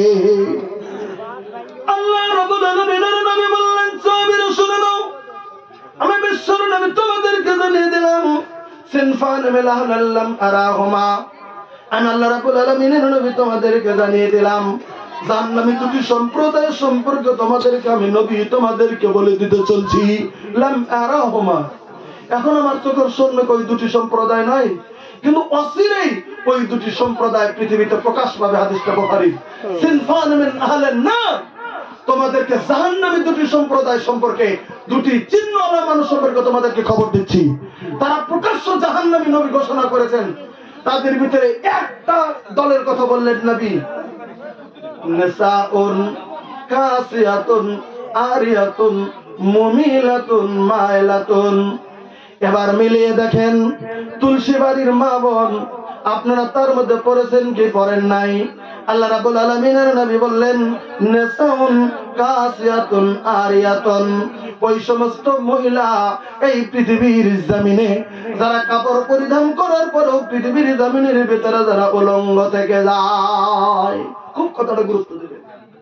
ওই সমস্ত মহিলা যারা কাপড় পরিধান করার পরেও পৃথিবীতে উলঙ্গ থাকে। আচ্ছা ভাই, যারা কাপড় পরিধান করে তাদেরকে তো উলঙ্গ বলা হয় না, ন্যাংটা বলা হয় না, কিন্তু নবী তাও বললেন কাপড় পরিধান করার পরেও তারা ন্যাংটা। কিছুগুলো মহিলা পৃথিবীতে থাকবে কাপড় পরিধান করার পরেও তারা ন্যাংটা। এবার ব্যাখ্যার ভিতরে লেখা আছে কি করে হলো, এমন পাতলা কাপড় পরবে পৃথিবীর জমিনে, ওই পাতল কাপড়ের জন্য মহিলাদের শরীরের অঙ্গগুলি পৃথিবীর জমিনের ভিতরে প্রকাশমান হয়ে যাবে। আজকে গরমের দিনে আমাদের মা বোন নজর করে দেখেন এমন পাতলা কাপড় পরিধান করবে যে বোরকা তো দেবে না বা চাদর তো দেবে না, বেহাবেলার মতো পাতলা কাপড় পরিধান করে রাস্তার ভিতরে বেরিয়ে যাবে। তাদের লজ্জা পৃথিবীর জমিনের ভিতর প্রকাশমানের ভিতরে চলে আসবে। বলেন কথা ঠিক না? আর যদি কাপড় ভালোই পিনবে তবে এমন ঢঙে কাপড় পিনবে, এমন সাইজে কাপড় পিনবে, এমন করে কাপড় পিনবে তাদের পিঠের অংশ জমিনের ভিতরে বেরিয়ে যাবে, পেটের অংশ পৃথিবীর জমিনের ভিতরে বেরিয়ে যাবে, ডানার অংশ পৃথিবীর জমিনের ভিতরে বেরিয়ে যাবে। মুখের তো কোনো কথাই নেই, এটা তো হিসাবের মধ্যেই পড়বে না, হাতের অংশ জমিনের ভিতরে বেরিয়ে যাবে। আবার কোন কোন মা বোন আছে পৃথিবীর জমিনের ভিতরে মাথার চুলগুলি বের করে করে করে রাস্তাঘাটের ভিতরে ফিল ফিল ফিল করে চলে। বলেন কথা ঠিক না? ওই সমস্ত মহিলার কথা নবী বললেন কাপড় পরিধান করার পরেও তারা পৃথিবীর জমিনের ভিতরে তারা উলঙ্গ মুমিনাতুন মাইলা, তারা জমিনের ভিতরে চাবে আমাকে যেন দেশের মানুষ সুন্দরী বলে, আমার দিকে যেন পুরুষেরা যেন মাইল হয়ে যায়, আমাকে দেখে যেন মানুষ মত্ত হয়ে যায়, আমি কত সুন্দরী অমুকের বেড়ার বউ, মানুষ যেন দেখে আমাকে যেন বাহাবা বাহাবা করে। তাই রাস্তাঘাটের ভিতরে বেহাবেলার মতো করে রাস্তাঘাটে হেঁটে যায়। বর্তমান আর একটা স্টাইল কিছুগুলো মেয়েদের মধ্যে বাড়িয়ে গেছে, স্বামীর হাতে হাঁটা সিটা দিছে বা নাই দিছে, তুমি রাস্তাঘাটের ভিতরে চলছো, একটা বড় মোবাইল তো মোটামুটি 100টা মহিলার ভিতরে বৌমার ভিতরে 98টা বৌমার কাছে তো বর্তমান অ্যান্ড্রয়েড মোবাইল আছে। দেখবেন রাস্তাঘাটের ভিতরে 130 নম্বর শব্দর পান খায়া ওই পানের পেছকে ফেলতে ফেলতে মোবাইল দিয়ে কথা বলতে বলতে রাস্তাঘাটে বেহার মতো জমিনের ভিতরে মহিলারা চলছে। অবশ্য তুলসীবাড়ির মেয়েরা এ খাসলত নাই, তাই না গো? আপনাদের অঞ্চলে এরকম খাসলতের মেয়ে নাই, তাই না গো? আমার ভাইরা শুনে নেন, এটা বর্তমান খুব বেহাবিয়াটো। তুমি রাস্তায় ঘাটে যাবে, তোমার যেমন শরীরের পর্দা আছে তোমার মতো মহিলার কণ্ঠস্বরেরও পর্দা আছে। বলেন কথা ঠিক নয়? তুমি কেমন গো, তুমি রাস্তার ভিতরে বেরিয়ে গেছো অ্যান্ড্রয়েড মোবাইল নিয়ে, তুমি কানের ভিতরে তো তুমি একদম হাত লাগিয়ে তুমি জমিনের ভিতরে চলছো না। আমি আমার ভাইদেরকে একটা কথা বলে দেব, আপনার স্ত্রী আপনার বোনকে আপনার মাকে সুন্দর করে বলে দেন। আল্লাহ রাব্বুল আলামিন যেটা বলে দিয়েছেন, ইয়া আইয়ুহান নাবিয়্যু কুল লিআজওয়াজিকা, ও আমার নবী গো আপনার স্ত্রীগণকে জমিনের ভিতরে বলে দেন, ও বানাতিকা আপনার মেয়েদেরকে বলে দেন গো নবী আমার, ও নিসাল মুমিনিন तमाम পৃথিবীর মুসলিম রমণীদেরকে বলে দেন গো নবী, ইউদুনিনা আলাইহিন্না মিন জালাবিবিহিন্না, তারা যেন পৃথিবীর জমিনে ঘর থেকে যদি বেরিয়ে যায় কোনো মুহূর্তে তারা যেন জলবাব দিয়ে এমন করে কাপড় দিয়ে তারা ঢেকে যেন যায়, তাদের কোন শরীরের অঙ্গ যেন স্বামী বাদে ভিন্ন পুরুষ যেন দেখতে যেন পারে না। দেখেন, এটা কোরআনের কথা, এটা হাদিসের কোনো কথা নয়, এটা কোন ইমামের কথা নয়, এটা কোন মৌলভী সাহেবের কথা নয়, এটা আল্লাহর কথা। তোমাদের মেয়েরা, তোমাদের স্ত্রীরা, তোমাদের কোন তাম পৃথিবীর মুসলিম নমনীরা যখন রাস্তায় যাবে তারা যেন জলবাব দিয়ে, তারা যেন চাদর দিয়ে, তারা যেন বোরকা দিয়ে, তারা যেন চাদর দিয়ে তাদের অসর্বাঙ্গ যেন ঢেকে তারা যেন জমিনের ভিতরে যেন চলে যায়। একবার সুবহানাল্লাহ বলেন। আমাদের মা বোন আজকে জমিনের ভিতরে অনেক মা বোন আছে, কথাটা বলবে যে আপনি মৌলভী সাহেব ফতোয়াটা দিলে কি হবে, আমার স্বামী আমাকে নিজে ইচ্ছাতে নিয়ে যায়, আমার স্বামী আমাকে নিজে ইটের ভাটায় নিয়ে যায়, আমার স্বামীকে আমাকে নিজে ওখানে নিয়ে যায়, সেখানে নিয়ে যায়, বিভিন্ন কাজে আমার স্বামী নিয়োজিত করে, না হলে যে বাড়িতে খাবার থাকে না। আমরা মশলা বুঝতে একটু ভুল বুঝেছি, তাই এই সমস্যাটা সৃষ্টি হয়েছে। শুধু তুলসী বেরোনে সারা বিশ্বের মুসলমান যুবকদের জন্য লাইন পাস করে দিয়েছেন। তোমরা বিয়ে করে বউ আনবে, বিয়ে করে তুমি বউ হয়ে তুমি কোথাও যাবে না, তুমি বিয়ে করে বউ আনবে। বিয়ে মানে হচ্ছে বেচা কেনি করা। কেন? বাড়ি থেকে বিয়ে আসছে, তাহলে তোমার স্ত্রীকে তুমি কি এনে এনেছো? কি দিয়ে কিনে এনেছো? আল্লাহ বলেছেন ওয়াতুন নিসা সাদাকাতিহিন্না নিহলা, তুমি উত্তম মোহর দিয়ে, উত্তম মোহরানা দিয়ে তোমার স্ত্রীকে তুমি জামিনের ভিতরে কিনে আনো। উত্তম মোহরানা দিয়ে তোমার স্ত্রীকে তুমি তোমার বাড়িতে নিয়ে আসো। তোমার স্ত্রী তুমি ওই দিন বিয়ে করবে, তোমার যেদিন তোমার স্ত্রীকে খরণ খোরাকের ব্যবস্থা তোমার থাকবে। তুমি একটা বাথরুম বানিয়ে দিতে পারবে, তুমি একটা গোসলখানা বানিয়ে দিতে পারবে, তুমি একটা পানির ব্যবস্থা করে দিতে পারবে, তুমি তোমার স্ত্রীকে রাখার ব্যবস্থা করে দিতে পারবে। তোমার স্ত্রী তোমার পর্দা থেকে ক্ষমতা তোমার থাকবে, তোমার স্ত্রীকে এক মুঠ খাওয়াবে সে ক্ষমতা তোমার থাকবে। সেদিন তুমি বিয়ে করে বউটা আনো, তোমার কাছে মহারানা থাকবে, তোমার কাছে কিছু নেই। এটা তুমি নিয়ে কি করে করলে? আমি বিয়ে করব আর বউটাকে না মিটের ভাটায় লাগিয়ে দেবো, এরকম মহাপুরুষের জন্য বিয়ে শরীয়তে এলাও করেনি। শরীয়তে আল্লাহ নবী সাল্লাল্লাহু আলাইহি ওয়াসাল্লাম বলেছেন এরকম মহাপুরুষ, তোমার কাছে কিছুই নাই, তোমার কাছে টাকা নাই, তোমার কাছে পয়সা নাই, তুমি আইসার ফসল, তুমি কাম করো না, তুমি পৃথিবীতে কোথাও যাও না, তুমি মহারানা নিজে জোগাও না, শ্বশুর বাড়ি থেকে টাকা দেবো, এই টাকা বাচ্চা করে যাবো, কেন গাড়ি নিয়ে যাবে? কোন স্বভাবের মুসলমান তুমি? কোন স্বভাবের মুসলমান তুমি? কোন সাইজের মুসলিম তুমি? কোন সাইজের মুসলমান তুমি পৃথিবীর জমিনে? আল্লাহ বলেছেন ওয়াতুন নিসা সাদাকাতিহিন্না নিহলা, তুমি উপযুক্ত মোহর দিয়ে তুমি স্ত্রীকে হালাল করে নিয়ে আসো। উপযুক্ত মোহর দিয়ে যদি স্ত্রীকে বাড়িতে আনেন, স্ত্রীকে যদি বলেন পর্দা করার জন্য, করবে না করবে না জোরে বলে?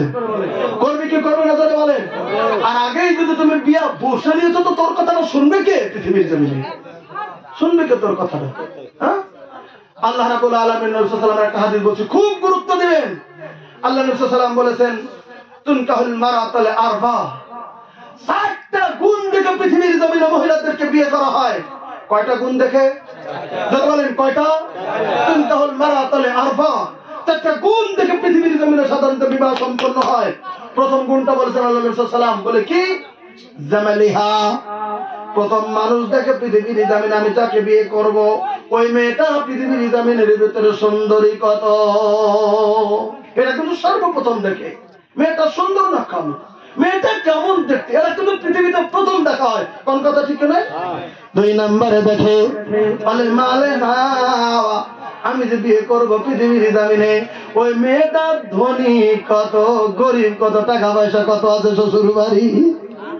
আমি যে বিয়ে করবো ধনী না গরিব, একে বলেছে মালিহার মাল সম্পত্তি কত। 3 নম্বর বলেছেন আল্লাহ রাব্বুল আলামিনের নবী বললেন, হাদিস বুখারী শরীফের ভালো করে শুনে নেন। 3 নম্বর বললেন আল হাসাবিহা, ওই মেয়েটার বংশ বুনিয়াদ কেমন, চোর না বাটপার না গুন্ডা না বদমাশ না চোর না মদর, এটা দেখা হয় সাধারণত।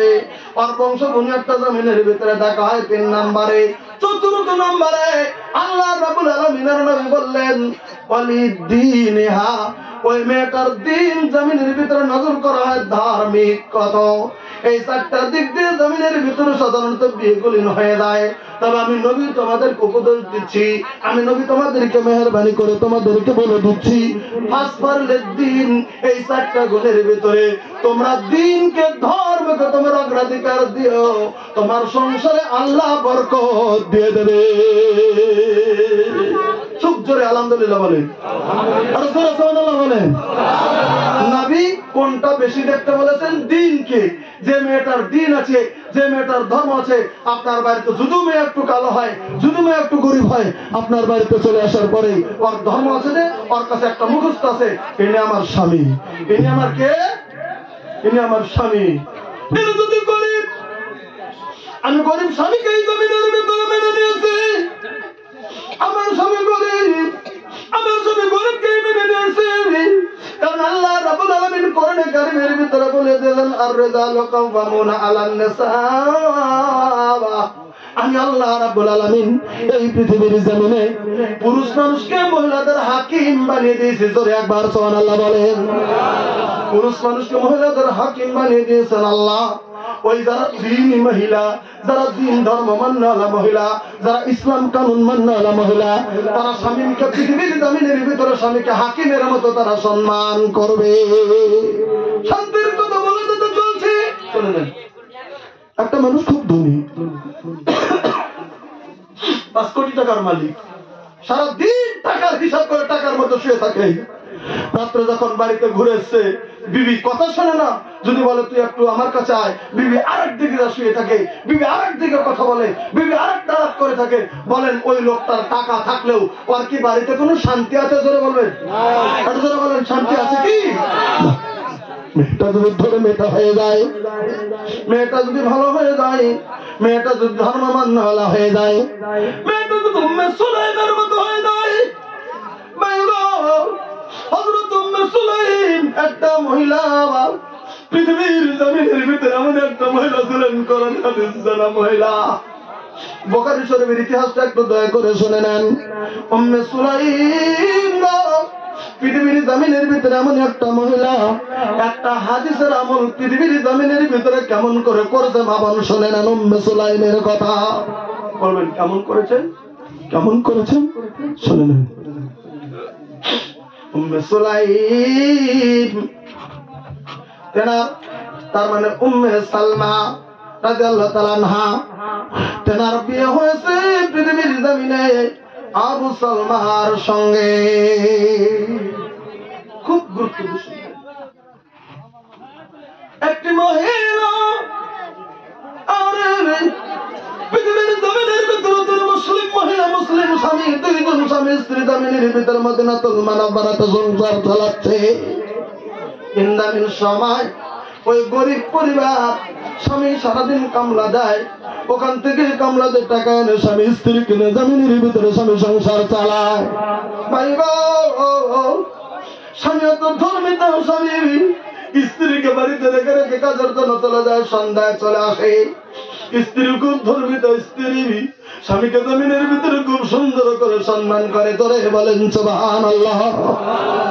আল্লাহর নবীর কথা শুনেছেন, স্বামীকে যদি রাজি খুশি রাখা যায়, আল্লাহ ওই মেয়েটাকে জান্নাত দিয়ে দেবে। আবার সুবহানাল্লাহ জোরে বলেন।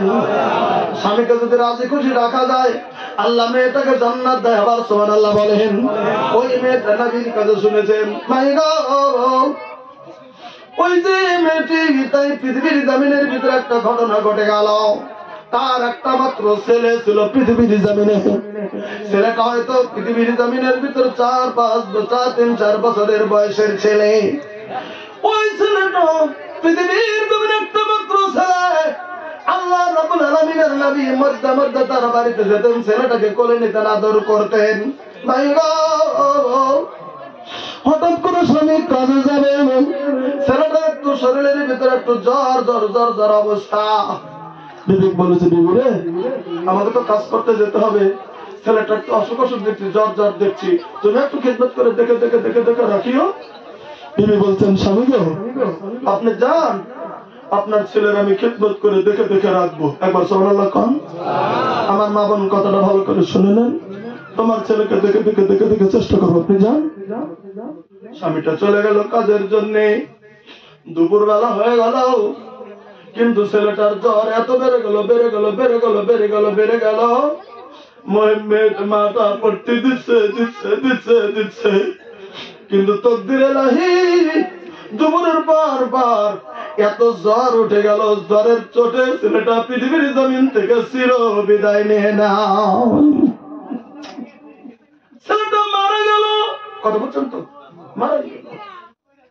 স্ত্রী চিন্তা করছে, আমি আমাকে চিল্লা চিল্লি করবো, আমার ছেলে মারা গেল, ছেলে মারা গেল আমি বলবো। এখন যদি আমি ছেলে মারা গেল যদি জমিনের ভিতরে বলে যাই, আমার স্বামী বাইরে কাজ করতে গেছে, কেউ যদি তোরাইয়া যাইয়া আমার স্বামীর কাছে খবর দেয় তোমার ছেলে মারা গেছে, কি জানিস আমি হার্ট ফেল হয়ে যেতে পারে। বলেন কথা ঠিক না? একটাই মাত্র আদরের ছেলে, তখন থেকে হয়ে গেল। না না না, আমার স্বামীকে আমি বলবো না, আমি কাউকে বলবো না। মা করেছে কি, হাদিস গুলো বেরিয়ে যাবে, নিজে মাইয়াতের গোসল করাইয়া কাপড়ের কাপড় পরিয়ে দিয়ে নিজে আসরের সময় সন্ধ্যার আগে আগে ছেলেটাকে বিছানার ভিতরে শুয়ে চাদর দিয়ে ঢেকে রেখে দিয়েছে। একবার সুবহানাল্লাহ বলে। মার কলিজাটা দেখে না, পড়শির কেউ জানে না, হাদিসটা বুখারী, পড়শির কেউ জানে না ছেলেটা মারা গেছে, কেউ জানে না। উনি বললেন আমার স্বামীকে আমি খুশি রাখবো, নবী বলেছেন স্বামী যেন দুঃখ পাই না। ওই জন্য স্বামীকে খবর দেন নাই, কোনো কিছু করে নাই। বুখারীতে আছে ছেলেটাকে কাফন পরিয়ে বিছানার ভেতরে শুয়ে দিয়ে এবার স্ত্রীটা নিজে মাইয়াতের গোসল নিজে করেছেন, গোসল করেছেন নিজে। অন্যান্য দিনের তুলনায় ওই দিন একটু সুসজ্জিত কাপড় পরিধান করে স্ত্রী বাড়ির ভিতরে রয়ে গেছেন। সুবহানাল্লাহ করে বলেন। ছেলে মারা গেছে আর স্ত্রীটা সুসজ্জিত কাপড় পরিধান করেছে। এবার একবার বাড়ির দরজার ভিতরে যাবে, উঠানের ভিতরে আসে, দরজা উঠানের ভিতরে আসে। স্বামী কখন আসবে? স্বামীকে ধরে ধরে কোলে কোলের মতো করে স্বামীকে বাড়িতে এনে বিছানায় বসিয়ে দেবে স্ত্রী। পানি যেমন করে গরম করে রেখে দিয়েছে, দরজার স্বামী সন্ধ্যাবেলায় ফিরবে। এদিকে সন্ধ্যা হয়ে গেছে, স্বামী কাজ থেকে বাড়ির ভিতরে ফিরেছে, ঘরের বিয়ের দরজার ভিতরে ছিল, এগিয়ে গেছে স্বামীর অপেক্ষায়। আর তো বাড়িতে কেউ নাই, একটা ছেলে তো ইন্তেকাল করেছেন, কাপড় ডেকে রেখেছেন। ওই স্বামীকে যায় দরজার কাছ থেকে সালাম দিয়েছেন। স্বামীকে সালাম দিলে স্বামী খুশি হয়ে গেছে, হাত ধরে ধরে ধরে ধরে ধরে ধরে ধরে ধরে স্বামীটাকে বিছানায় নিয়ে চলে এসছে। সুবহানাল্লাহ বলেন। বিছানায় নিয়ে এসছে স্বামীকে, বিছানায় নিয়ে এসছে স্বামীকে, বিছানায় নিয়ে আসার পরে স্বামী দেখছে, হ্যাঁ আমার স্ত্রী আমাকে আদর করতেছে। স্ত্রী ঠিক আছে, পানি দিয়ে গোসল করিয়ে দিয়েছে, হাতটা ধুয়ে দিয়েছে, সবকিছু করে দেওয়ার পরে এবার একটা কথা শুনে নেন ভাইজান, আমার সবকিছু হয়ে গেল। স্ত্রী পানি দিল, হাত মুখ ধুয়ে দিল, ব্যবস্থা করে দিল। এবার রান্না বান্না আগে রেডি করে রেখেছে স্ত্রী। এবার স্বামীটাকে বলছেন, স্বামী গো নামাজ পড়া হয়ে গেল, চলুন একসঙ্গে আমরা খেয়ে নেই দুজন। স্বামীটার অভ্যাস ছিল, 3-4 বছরের বাচ্চা, ওকে ছাড়া কোন সময় খেত না। প্রথমে সে জিজ্ঞাসা করেছে, আমার ছেলে কেমন আছে? স্ত্রীটা জবাব দিয়েছিল, আগে যেমন ছিল তার থেকে তোমার ছেলে ভালো আছে। একটু সুবহানাল্লাহ কোন, একটু জোরে সুবহানাল্লাহ কোন। আপনার ছেলে যেমন ছিল তার থেকে কি আছে? ভালো। যেমন রেখে গিয়েছিলেন তার থেকে ভালো আছে, ঘুমিয়ে আছে। আমার ছেলেকে বিছানায় শুয়ে রেখে দিয়েছি। তাই বলে, ঠিক আছে, শুয়ে রেখে দিয়েছি ছেলেকে বিছানায়, চাদরটা ডেকে রেখে দিয়েছি বিছানায়। তাই স্বামী ভাবতে পারেনি আমার ছেলে চির বিদায় নিয়েছে পৃথিবীর জমি থেকে, আমার ছেলে ভালো আছে, মানে পৃথিবীর জমিন থেকে ইন্তেকাল করেছে। স্বামী ভাবতে পারেনি। এবার যখন খানা হাজির করে দিয়েছেন, তখন বলছেন, বিবি রে ছেলেটাকে ডাক দাও, একসঙ্গে খাই, সব সময় আমি একসঙ্গে খাই। বাপ ছেলে তুমি, ছেলেটাকে ডাক দাও, একসঙ্গে খাবো। বিবি স্বামীর মুখের দিকে তাকিয়ে বলতেন, স্বামী গো ছেলে ঘুমিয়ে আছে, ঘুমাতে দেন, আপনি খেয়ে নেন। সোনা বলে, তাও বলে নাই যে আমার ছেলে জমিন থেকে ইন্তেকাল করেছে। বুখারীর হাদিস বলছি আমার ভাইরা, তাহলে স্বামী বুঝতে পারেনি, ছেলে স্বামী মনে মনে ভাবছেন খাওয়া দাওয়ার পরে ছেলে ঘুমিয়ে গেছে। আমার মা বোন শুনে ভালো করে স্বামীকে কেমন মানতে হয় পৃথিবীর জমিনে। এবার স্বামীকে তাই কি করলেন জমিনের ভিতরে। এবার সব রাত্রি একটু ভার হয়ে গেল, নিচে সুসজ্জিত হয়ে আছে। এবার সুসজ্জিত আধা রাত্রি যখন হয়ে গেছে, স্বামী স্ত্রী গল্প করে করে করে করে করে করে স্বামী স্ত্রী মিলন করেছে। যেটা বুখারীর কথা, ওজন্য বলা হলো, হাদিস চুরি করা যায় না, ওজন্য বলতেই হলো। স্বামী স্ত্রী দুজন মিলন করেছে। স্বামী স্ত্রী মিলনের পরে স্বামী যখন খুব খুশি হয়ে গেছে স্ত্রীর প্রতি, তখন স্ত্রী বলতেছেন, স্বামী গো আপনার কাছে একটা মাসআলা জানতে চাই। কি চাই? একটা মাসলা জানতে চাই, শরীয়তের একটা মাসলা জানতে চাই। স্বামী বলেছেন, এই এত রাত্রে আধা রাত্রি পেরিয়ে শেষ রাত হতে চলছে, তুমি মাসলা জানতে চাইছো? বলে হ্যাঁ। একটা মশলা বলবেন? বলে কি? একটা মশলা জানছি আজকে হঠাৎ করে। কি বলো? বলে মশলা হচ্ছে, কেউ যদি, কোন লোক যদি আপনার কাছে কোন জিনিস, আমানতের কিছু জিনিস রেখে যায়, সকালবেলা রেখে গেল আপনার কাছে কোন আমানতের জিনিস জমা রেখে গেল, আচ্ছা ওই লোকটা বিকালে এসে যদি বলে আমার আমানতের জিনিসটা দিয়ে দাও, আচ্ছা মশলায় কি করে দিয়ে দিতে হবে না রেখে দিতে হবে? প্রশ্ন করছে মেয়েটি। আমি বলছি, এটা কেমন প্রশ্ন তুমি করেছো? আমানতের মাল যদি কেউ জমা রাখে, উনি নিজে ফিরে এসে যখন যাবে তখনই দিতে হবে, এটাই শরীয়তের মাসলা, দেরি করার তো কোনো অর্ডার নাই। মেয়েটি তখন বলতেছে, স্বামী একটা কথা বলতে, স্বামী গো মহান প্রভু আল্লাহ রাব্বুল আলামিন, আল্লাহ আমার আর আপনার মধ্যে একটা আমানত আমাদের ছেলেকে পৃথিবীর জমিনে কয়েকদিনের জন্য জমা দিয়েছিলেন। সুবহানাল্লাহ বলে। দুপুর বেলাতে আসরের আগে আগে আমার ছেলে আমানত, আল্লাহর আমানত আল্লাহ রাব্বুল আলামিন ফিরে নিয়েছে। আমার ছেলে ইন্তেকাল করেছে। মেয়েটি যখন বেদনার মধ্যে স্বামীর কথা তখন বলেছিলেন, স্বামী গো, আল্লাহর আমানত আল্লাহ ফেরত দিয়েছে। আপনার দুঃখ করবেন বলে আপনাকে আমি কোনো কিছু জানাই নাই। আল্লাহর আমানত রাব্বুল আলামিন ফেরত করে দিয়েছেন। স্বামীটা চোখের পানি দরদর করে পড়ছে, আর স্ত্রীর জন্য দোয়া করতে দিবি রে, এমন করে আমার ছেলে পৃথিবী থেকে ইন্তেকাল করা হচ্ছে।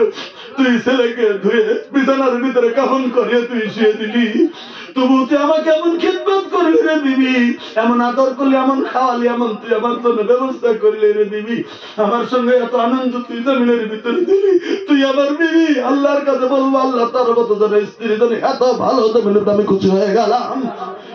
তারপরে বলতেছেন, স্বামী গো, আপনি মসজিদ যাবেন, ফজরের নামাজ পড়ার পরে মসজিদে ফজর পড়ার নামাজ পড়ার জন্য চলে যান, গোসল করে নেন, নামাজ পড়ার জন্য মসজিদে আল্লাহর নবীকে খবরটা দেবেন, নবী এসে যেন আমার ছেলের জানাজাটা করে দেয়।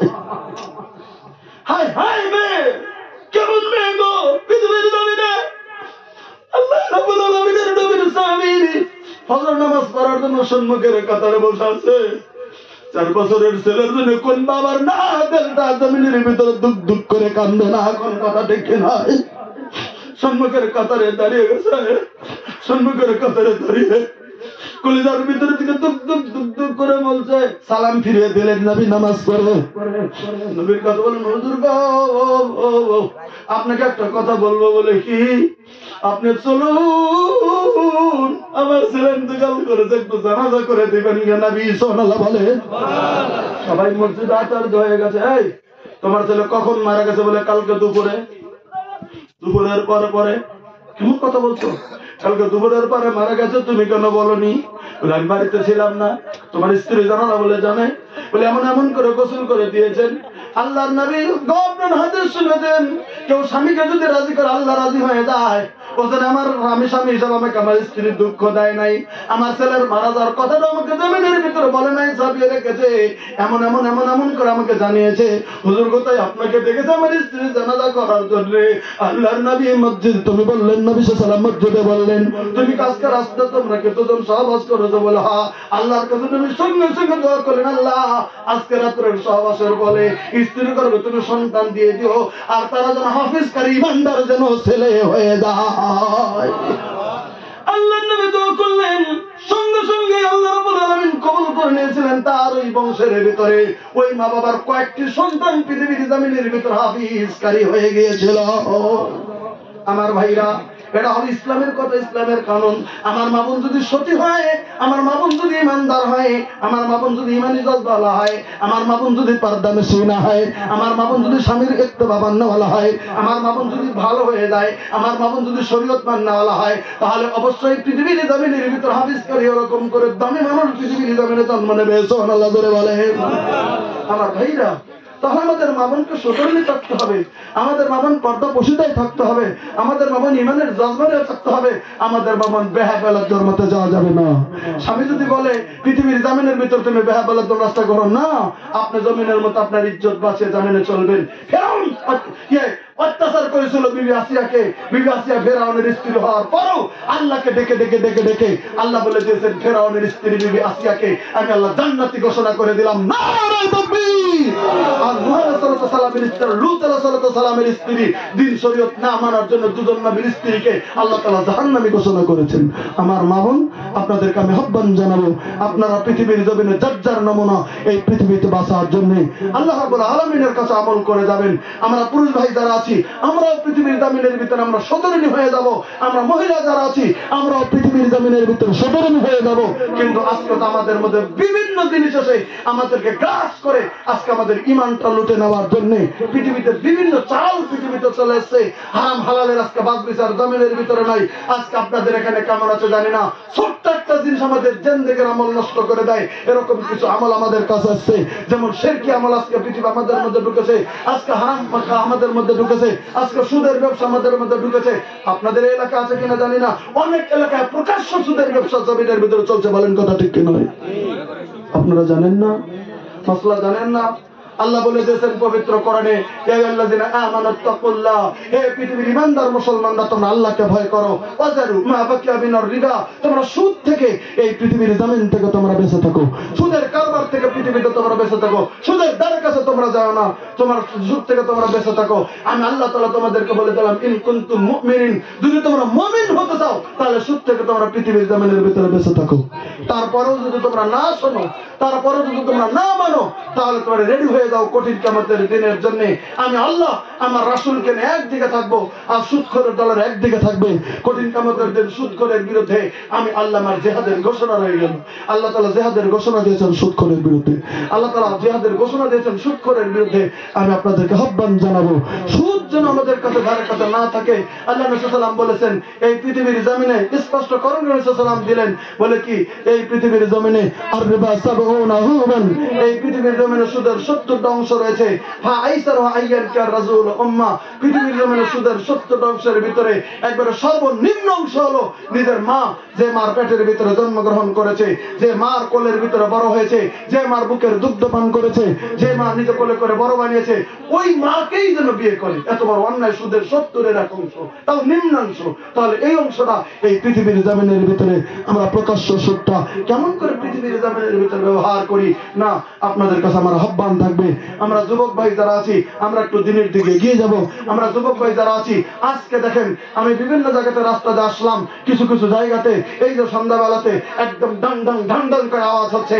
আজকে জানুয়ারি মাসের 1 তারিখ চলে গেল, 2 তারিখ চলে গেল, আজকে যেমন চলছে এই যে 3 তারিখ চলছে চলছে চলছে, এই তো শুরু হলো প্রথম সপ্তাহ। মানে আমাদের মানুষরাও, আমাদের যুবকরাও দাগের ভিতরে পিকনিকের নামে গান বাদ্য বাজনা রং তামসা নাচানাচি করবে। নামাজ নাই, তাসবিহ নাই, তাহলিল নাই, রোজা নাই, কিছু নাই, শরীয়তের কোনো হাকাম নাই। তারা অথচ বড় বড় হয়ে গেছে, অথচ দাগ পাতা গান বাদ্য বাজনা মত্ত থাকে। বলেন কথা ঠিক কি নয়? এমন রিপোর্ট পাওয়া যায় যে বর্তমান জুয়া আর মদের মধ্যেও আমাদের যুবকরা মত্ত হয়ে থাকে। কোন কথা ঠিক কি নয়? আমরা আমার যুবক ভাইদেরকে, নিজের নিজের ছেলেদেরকে, নিজের নিজের যুবক ছেলেদেরকে সাবধান করে দেন, না এই সমস্ত গান বাদ্য বাজনার ভিতরে তোমাকে যোগ দেওয়া যাবে না, এই সমস্ত হারামি পিকনিকে ঢোকা যাবে না, এই সমস্ত বেহা পিকনিকে ঢোকা যাবে না, এই সমস্ত শরীয়ত বাহুল্য পিকনিকে ঢোকা যাবে না। এটা আমাদের অনুসরণ নয়, এটা আমাদের অনুকরণ নয়, এটা আমাদের আমল নয়। আমরা যদি যাই পৃথিবীতে টাকা খরচ করার জন্য, আমরা মক্কাতে উমরা করে আল্লাহর ঘর জিয়ারত করবো, নারায়ে তাকবীর। আমরা যদি পৃথিবীতে যাই টাকা খরচ করতে, আমরা মসজিদে নববীতে নামাজ পড়ে আসবো, নারায়ে তাকবীর। আমরা যদি পৃথিবীতে নামাজ পড়ে আমরা মসজিদে কুবাতে যাবো ঘুরতে, ইনশাআল্লাহ নেকি হয়ে যাবে। আপনারা টাকা জোগান, যে টাকা পয়সা নষ্ট করেন ওই টাকা পয়সা গুলেন সাইড করে করে 1 লাখ টাকা হলেই উমরা হয়ে যায়। জীবনের তরে আল্লাহ রাব্বুল আলামিনের ঘর তওয়াফ করেন, আল্লাহ রাব্বুল আলামিনের নবীকে মদিনাতুল মুনাওয়ারাতে একটাবার সালাম দিন। আমি গত জানুয়ারি মাসে চলে গিয়েছিলাম উমরাতে। আল্লাহর নবীর ঘরে যখন চলে যাওয়া যায়, আল্লাহর নবী সাল্লাল্লাহু আলাইহি ওয়াসাল্লাম যে ঘরের ভিতরে শুয়ে আছে, 3টা কবর একসঙ্গে সংলগ্ন রয়ে গেছে। আল্লাহ নবী সাল্লাল্লাহু আলাইহি ওয়াসাল্লামের রওজা, আল্লাহ নবী সাল্লাল্লাহু আলাইহি ওয়াসাল্লামের যেখানে কবর আছে, রওজা আছে, আল্লাহ নবী সাল্লাল্লাহু আলাইহি ওয়াসাল্লামকে প্রথম কবর দেওয়া হয়েছে। নবী সাল্লাল্লাহু আলাইহি ওয়াসাল্লামের মাথা, নবী সাল্লাল্লাহু আলাইহি ওয়াসাল্লামের বুক বরাবর হযরত আবু বকর সিদ্দিক রাদিয়াল্লাহু তাআলা আনহুর মাথা দিয়ে পিছনের করে দিয়ে, হযরত আবু বকরকে পিছনের করে পাটা পিছনের করে দিয়ে নবী সাল্লাল্লাহু আলাইহি ওয়াসাল্লামের বুক বরাবর হযরত আবু বকরের মাথা দিয়ে কবরটা, দ্বিতীয় কবরটা দেওয়া হয়েছে। তৃতীয় কবরের জায়গাটা ছিল হযরত আয়েশার জন্য। আপনারা তো কোনো ইতিহাসই দেখবেন না, কোনো কিছুই আপনারা জানবেন না নবীর মহব্বত তারা কত করেছে। এই 2 মিনিটের সাথে কথাটা বলে দিচ্ছে, একটু ধৈর্য ধরুন। মসজিদে নববী এরিয়ার ভিতরে 3টা কবর পাশ ছিল, একটা নবীর স্ত্রী হযরত আয়েশার, আর একটা হযরত আবু বকরের। এই 3টা জায়গার কবর ওখানে হবে, এটাই ছিল পাশ। তারপরে সমস্ত কবর হবে বাকি অন্য জায়গায়, কারণ মসজিদে নববী তার জায়গা হবে না। এটা পাশ করা ছিল তখন থেকে। আয়েশার রুমে নবীর কবর দেওয়া হয়েছিল, হযরত আয়েশার রুমে। তো এবার নবী সাল্লাল্লাহু আলাইহি ওয়াসাল্লামের কবর হয়ে গেল, হযরত আবু বকর সিদ্দিক রাদিয়াল্লাহু আনহুর কবর রওজা হয়ে গেল, ওখানে একটা জায়গা বাকি রয়ে গেল। হযরত আয়েশা ইন্তেকাল করলে 3 নম্বর কবরটা আয়েশার রুমের ভিতরে হবে, এটা পাশ। হযরত ওমর ফারুক যখন খলিফা হয়ে গেলেন, সারা মুসলিম জাহানের খলিফা হযরত ওমর ফারুক একদিন মা আয়েশার কাছে চলে এসেছেন। আয়েশা তখন আয়েশা তো আল্লাহ রাসূল সাল্লাল্লাহু আলাইহি ওয়াসাল্লামের স্ত্রী আয়েশা তো দীর্ঘকাল পরে ইন্তেকাল করেছেন। ওমর ফারুক সারা মুসলিম জাহানের খলিফা একটা দিন হঠাৎ করে চলেছেন মা আয়েশার কাছে, এসে ঘরের দরজায় টোকা দিয়েছেন, আসসালামু আলাইকুম, আসসালামু আলাইকুম উম্মাহাতুল মুমিনিন হযরত আয়েশা। আয়েশা বেরিয়ে গেছেন, কে? আনা আমিরুল মুমিনিন ওমর ইবনে আল খাত্তাব রাদিয়াল্লাহু তাআলা আনহু, আমি হচ্ছি আমিরুল মুমিনিন, আমি ইসলামের খাদিম হযরত ওমর। মা আয়েশা বলেছেন, ওমর খলিফাতুল মুসলিমিন, আপনি কেন এসেছেন আমার কাছে বলেন? পর্দা থেকে বলছেন, কেন এসেছেন আমার কাছে বলেন? পর্দার থেকে বলছেন, মা আমি খলিফাতুল মুসলিমিন, আমি আমার জীবন ধারণটা খুব সহজে জমিনের ভিতরে করেছি। আমি পৃথিবীতে পারতে মানে কারোই কাছে হাত পেতে দেই নাই।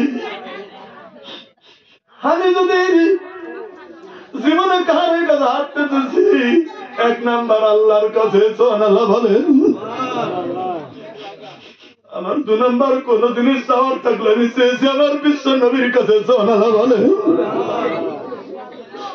পৃথিবীতে আমি আমার আমি কারোর কাছে কোনো জিনিস চাই নাই, কিন্তু মাগো আমি আপনার কাছে আমি ভিক্ষার ঝুলিটা হাত পেতে দিলাম, আপনার কাছে আমি ভিক্ষা চাই। হযরত আয়েশা, বাবা আপনি আমিরুল মুমিনিন, আমার কাছে আপনি কি ভিক্ষা চান? আমিরুল মুমিনিন বলছেন, মাগো আপনি তো জানেন আমার দয়ার নবী, আমার হাবিব আল্লাহর নবী যখন সঙ্গে একজন কাউকে নিতেন, আমার দয়ার নবী আপনার আবু বকরকে নিয়ে সফরে যেতেন, সুবহানাল্লাহ জোরে বলেন।